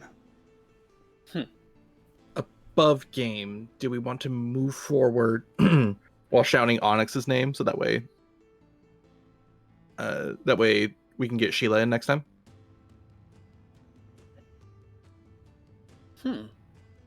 I am fine with that. Yeah. Because this combat, we're not sure if it'll last till the end of the stream, because we still have a little bit of time. Tiny bit. Exactly. Well, actually, you know what I can do? Razvan will, as we're just running forward, we'll give chase. As we're running forward, he'll pull out a small piece of copper wire, and we'll shout magically a message, or whisper a magic message to Onyx. We are heading towards a cave. Go towards the sound of the wolves howling. And Speaking of the sound of howling, when we heard the howling before, that was where in the distance? Nearby, but not immediate vicinity. Okay. To be fair, wolf howls don't carry that far. Yeah. you want to rush in, Branson? Yeah, Branson's going to rush in. But Humphrey goes first anyway, so... Actually, no, you're the next in the turn order. Correct. It is Razvan's turn. And for then, I am going to say, for the sake of keeping it on the map, he is here, but I will need a a perception check because it is stealthing. 3. I'm going to move to there. Just moving towards the cave, whether it's obviously there or not.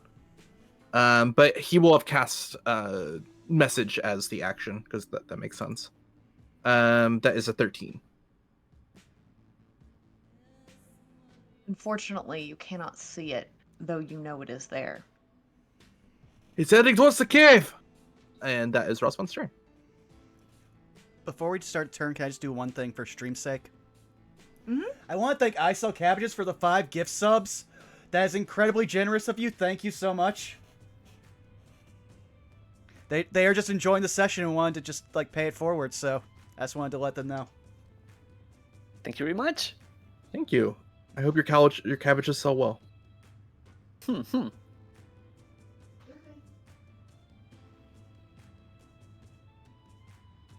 So, top of the turn order. Humphrey. So we're heading up towards the cave. How far away is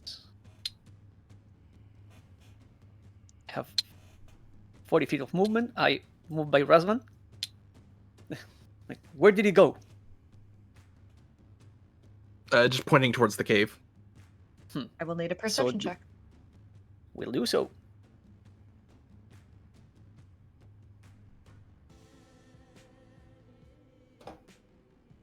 I am fighting with a dying mouse. Sorry. Okay.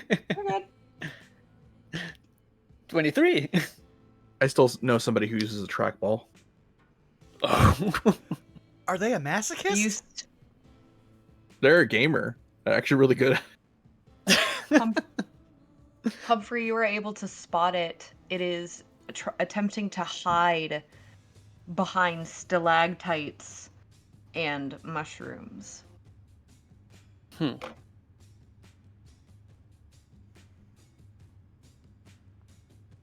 Humphrey will start moving slowly this time. Let's see. Here, perfect. And while he's advancing, something he has been struggling a lot through this time is the fact that this body doesn't breathe normally.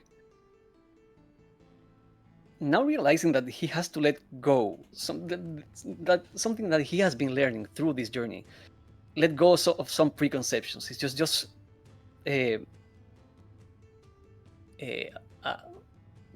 abandoning the habit of getting into a rhythm and just focusing. And where is it? Give me just a second. Where did I put it in the sheet? Yeah,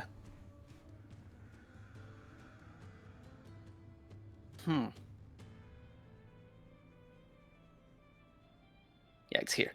I want to spend 1 key point for patient defense. Okay, patient defense. So any attack against me it's a disadvantage. I should have known you, of course, multi-class. I've never known you to play a single thing outside of pack tactics. Oh, He's that is. finally managing to find a focus he has been lacking. Again, emboldened by this entire experience. He just stands defiantly in front of this thing, both weapons held at his sides, and just daring it to strike forward. And now it is Branson's turn. Branson will run 1, 2, 3, 4, 5, 6, and I will take the perception check to see it unless... Oh yeah, no, Citric didn't point out. Nope. Where are you, Perception? Why do you always elude me?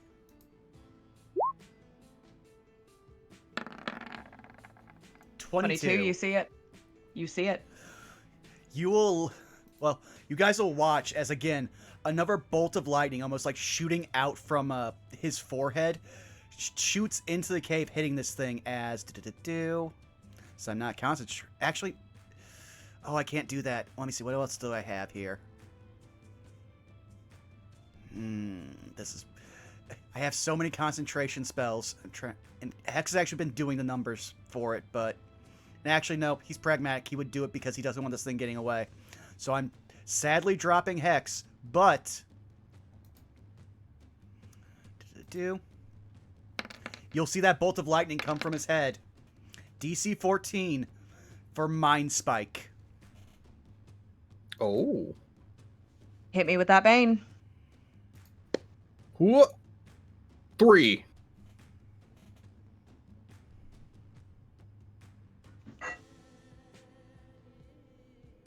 Fails. Let's go. Oh. That's 22 psychic damage, and you will just hear like the most. Man, I'm so happy this part of my childhood became a meme, as he is literally just being like, "I will follow you to the ends of the earth."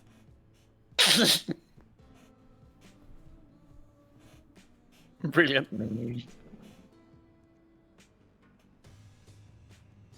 And then, because I can see it, even though it's really dumb, he knows this thing is hurt and scared, and he wants to kill it. So he is going to throw one of his hand axes.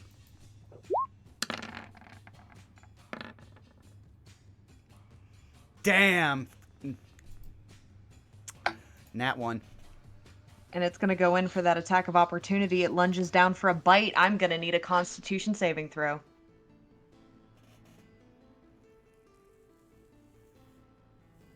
Wait for Branson? Yeah, from Branson. I thought you said it was going From for a that bite. way? Yeah, an attack of opportunity. I'm going to need a Constitution saving throw. It's got a thing. Oh. Oh. Oh.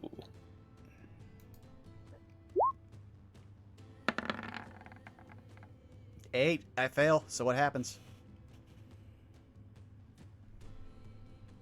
Well, for now, you take... That's the wrong die.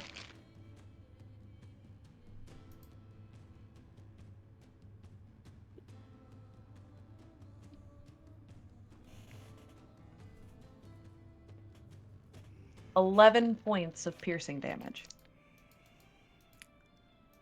From where does it erupt, the blood that has just been sprayed from Branson? Your arm.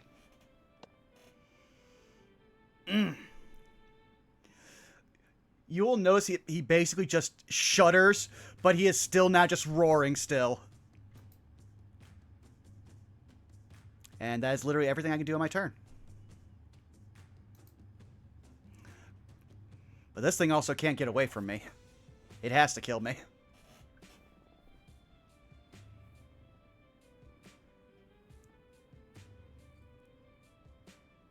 Now it's its turn. Let's see here. Unless I'm mistaken. Wait. Oh, did I fuck that up? My bad. It shouldn't have been able to take an attack on you. That's okay. Yeah, because it's far away. Yeah, I can't see. It's fine. It's That's fine. the, I'll it's the give black back- and white. I will give back the HP because that was half of it. That's my bad. Sorry, dude. You are totally fine. Yeah. I just thought picked And up you- the hand axe and threw it back. Yeah, I thought I either mean, that honestly, I thought No. either that or ghost wolves. Yeah, I was thinking that. It's like, oh, he has, like, this thing has some magic reach. no, because unfortunately, well, because of the positioning, it would have to be an attack on Humphrey. Unfortunately, even with the special thing happening, it's fine. I mean, if Like I it is said, that was against my Humphrey, mistake. If We've it all is been there. against Humphrey, it's still at a disadvantage. Yeah. Yeah, it's still gonna go for a bite though. For real this time. Humphrey, I need a Constitution saving throw. Oh. I'm sorry I've cursed you, but at least Zan has inspiration back. No, because that rolled that. Oh, no. Yeah, there's a throne. Yeah, no, you're absolutely right. Thank you. Constitution saving throw. Oh I'm boy. about to see whether or not I'm about to rescind my rescind. Huh? Wait a That's second. many. It also had to make an attack. Zan has to roll Bane every time it Oh, does that's anything. right. That's Minus very 2. true. That's very true. Still needed the con save, but Okay, fair enough. you make the save. Woo! You make the save. That's still going to take. I rolled the exact same thing, so that's going to be 11 points of piercing. It's a good thing. 11 piercing against me? Yep. Okay.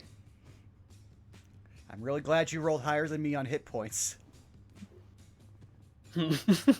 Humphrey's still standing. He's not looking good, but he's not going down.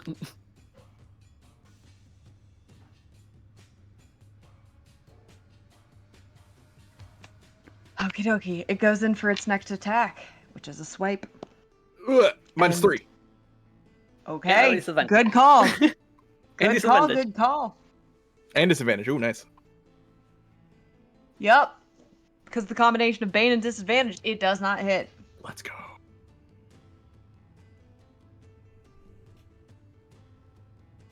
And now, Razvan. Razvan is going to take a few steps to here and speaking into his palm. 1 second. What is there a material component? There's not, just verbal somatic. Okay. Speaking into his palm. Thy knife, and we'll cast Cure Wounds onto Humphrey. You might want to repeat that in normal because it cuts you out a ton. Oh, no worries. Lo, breath of life, deny thy knife, and we'll cast Cure Wounds on Humphrey. Fuck it, we'll do level 2. Very nice. 6. Very much appreciated. Thank Actually, you. no, it's 9 because higher level cast. Oh shit, 9. Yeah, no. Thank you, good catch. Perfect. Thank you. And then as a bonus action, we'll speak aloud again, more words of hopeful power to Humphrey. With wise, expert eyes, Humphrey hammers away any powerless plot, and we'll give you a bardic inspiration. Heck yeah. And that was bonus action move. That is Razvan. Okay. May I ask you to move 5 feet? I don't want to get in this thing's Good. range. Actually, no, technically with the way it's worded, it's when you have a creature within 5 feet. Actually, no. I see what you're saying. I will have to Sneak double attack, check yeah. the wording. Double check the wording. Like, can you pop sneak attack No. in there? For sneak attack, that is absolutely how it works. But do you go after? Does Branson go after Humphrey? Yes. Yeah, after. Fuck, fine. Give me a second. Just want to check because I don't remember if sneak attack is 5 feet of the creature or 5 feet of me. That's It's what I 5 was feet of the saying. creature. It has to be the creature. Yeah, It has to be the creature. perfect. We here at Burnout Vaughn do not stream unless we have at least a minimum of 3 DMs in the call. Well, I regret to inform you it's going to take a legendary action. It's going to take -2.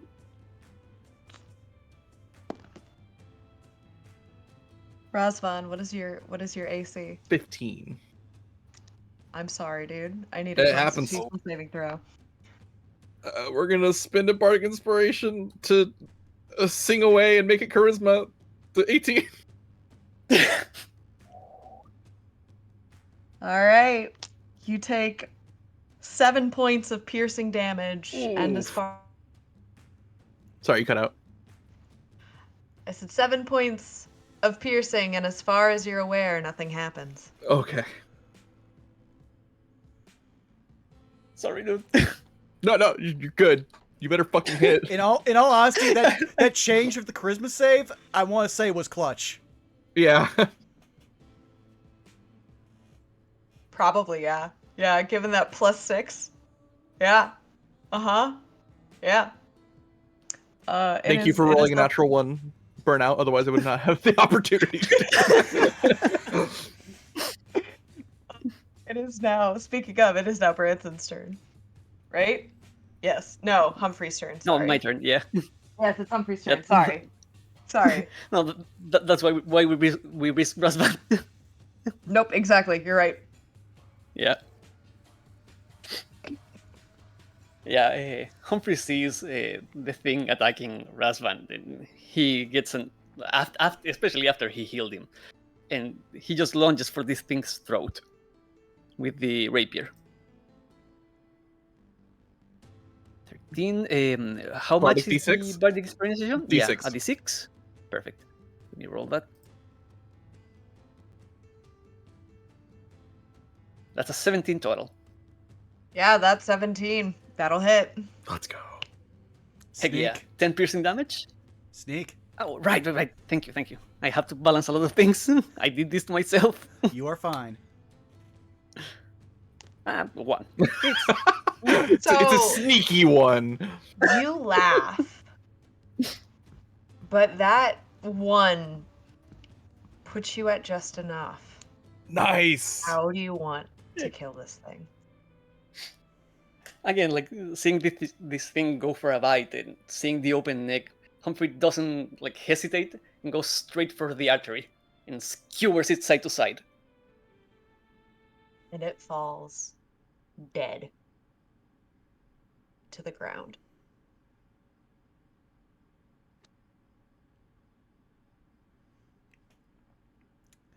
Motionless, Just bleeding out.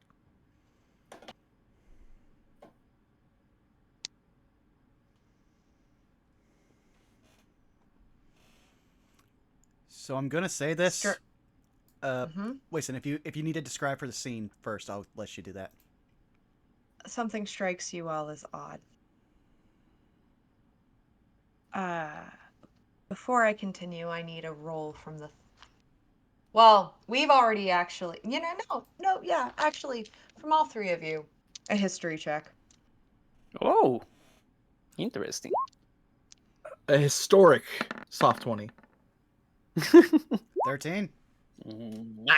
Sorry, and historic. This feels appropriate. Razvan, you have heard, not many, but you have heard stories of lycanthropy. And that, historically speaking, typically the stories that you have heard at the end of a shift or at the time of death, the wolf always reverts back to a man, right? And yet the body at your feet remains a lupin form. Huh. From what I have heard of lichens, when they die, they reform back into their humanoid body. This one remains in lupin form. This place is very strange, but in truth, it could mean anything. I want to say is the second you say that, Branson just shoulders past both of you, literally goes up to this thing, like grabs the top of its head, and just starts burying the hand axe into its neck as if he is trying to just, again, chop after chop after chop after chop. Razvan will just drag Humphrey back a few steps to Yeah, Humphrey's kind of let Branson work out some aggression. Humphrey's kind of taking it all in. He lets you drag him. He's just taking store of like what went through and how much control he's feeling now that he has not felt in like the last 2 days. Razvan's also going to cast Cure Wounds on Humphrey again Thank you very much. for 10. Ooh. Thank you. So, Close Saris, to full now. I will leave it up to you. How long does it take for Branson to literally take this thing's head off with a hand axe? How many just in the center He of the said- lollipop? A decent amount of time. I mean, this is a really large creature. I was about to say, if you guys think that he is taking too long or you find you're unsettled, you can voice stuff. He's kind of in a place. Humphrey will not bother you. Again, he's also processing things. I just don't want to... Branson, Okay, huh? Yeah. Branson, it is over. The fighting is over. You will see him, like, whirl around, like... You have never seen his, like, snake-like eyes this slitted. And he's, like, brandishing the hand axe up. And then it takes a second. He realizes that, it's you. And you'll see a deep breath. Eyes start to go back to normal. Look down at this thing. He's going to... I would also like to ask, is the hand axe that he threw anywhere nearby the cave mouth? The Yes. last one. All right, Branson will go over there. He'll pick it up. At least this time, I got to punish them. And he is just going to resheath those two hand axes into his belt and start walking back towards the village because we don't have onyx.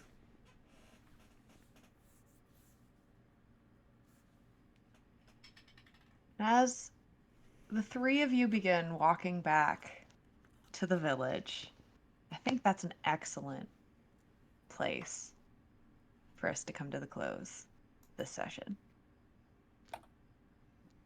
Yeah. This has been Unless, great. of course, there's anything else you want to say, I think that's a great place I was to about to close. say, unless anyone wants to roleplay, but we could leave it off till next week too. Razvan will simply send a message to Onyx saying that we're walking back into town. Okay.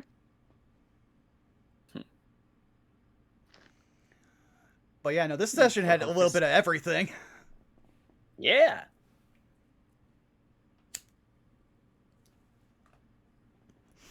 Good stuff. But I do know certain people need to be up in the morning, so let's start going around the horn. Saris, do you want to tell people where they can find you? Sure. I am all over the internet at Tickstixel. You can find me here on Saturdays for No Love War Extra, and once again, second and fourth Sundays, you can find me here, being a dungeon master. And with that, I'm gonna pass the talking skull over to Citric. It's me. Hi there, I'm Citric. You can find me pretty much everywhere at Citric King, and that everywhere means Blue Sky, Twitter, Tumblr, Instagram, etc. I do stuff sometimes. I've been doing a monthly commission thing. That might open near the end of May, so keep an eye open for that. I tend to post the commission offers on Twitter, so that's the avenue I do that on. Other than that, you will find me here every other Sunday playing Humphrey again. So yeah, that's me. It's done. Hey, that's me. I'm Zan. You can find me over on my Twitch channel tomorrow at twitch.tv/analysgrim at 7 p.m. PST, where we'll be concluding the second part of a two-shot set in a custom setting that I made. It's very weird, kind of a mishmash of a few settings in inspiration. Think Vampire Hunter D meets Fallout meets Trigun set in a weird Baroque period. So if that sounds interesting to you, the second part is going to be there. If you want the first part, you can find the link to my YouTube channel where it's posted over at Zanny_Grim if you want to explore that. Aside from that, there's no Halo Lasso this Tuesday, so I might either take the night off or do another stream. I'm not sure yet. Depends on who's around and what's available. Then Thursday, you can find me over on Monty's channel, twitch.tv/MontyGlue at 7 p.m. PST, where I will be playing, or continually playing my sad human fighter known as Bertrand in Dungeon of the Mad Mage. We're pretty deep into it. We're level 14. So if you like dungeon crawls and a lot of perilous goofiness in 5th edition, then that might be a good spot for you. But aside from that, that is me. So I will pass the skull back to Burnout. Well, first, I should have done this at the start because I just thought of it. But also, for when they get back, you can also find our good friend Sheila over at Mugimura Kass. Well, Mugimura.Kass on Instagram, where they put up a lot of really good content. They are very good at cosplaying. Yeah. But I believe the reason she was absent today is because she may or may not be cooking something else up in terms of cosplay stuff. So if you're interested in that and high fantasy things, keep an eye out on her Instagram. She from what I have seen in a separate group chat, she's got something cool. So definitely go support her. I look forward to it, and now I'm going to hope that the people I was about to raid did not just start ending their stream. I will have to check that in a minute. But you've already found me here at twitch.tv/BurnoutVaughn. You can find me on Twitch, Twitter, YouTube, and Blue Sky at Burnout Vaughn, and you can find me over on Patreon at Burnout's Bar, where soon we will have something. We will at least format a subclass eventually. But once that's done, we have for Monday. We have Wizard Sibs Plays, where we're probably going to finish up Separate Ways in Resident Evil 4 Remake. And then we will probably do some Mercenaries. We are doing that again. We are trying to give our lovely artist Bun time to finish the art needed for the assets to the stream. Then on Tuesday, we have Phase of Our Lives. Well, actually, we might not have that. It depends. Some things came up during the stream, so it's up in the air. I will see how it's going, and I will keep you posted. But Saturday, we will definitely have Saved by the Spell, where we have succeeded, I think, and we'll see where that takes us. But now it's time for us to raid, and we're going to raid somebody who hasn't been streaming on Sundays for a while, and has several friends of the channel over there. We're going to raid one Nero Napier, as they play through their horror-inspired game with several people, one of which I know is Manda, another one who I think is Sean, as well as Rabbit. So, what should our message be? Oh, I think I just had one. Howl like a wolf. Okay. All right. Thank you all for coming out. We will see you again in 2 weeks' time. Thank you. We love you. Bye-bye. Bye-bye. Everyone. Bye. Bye.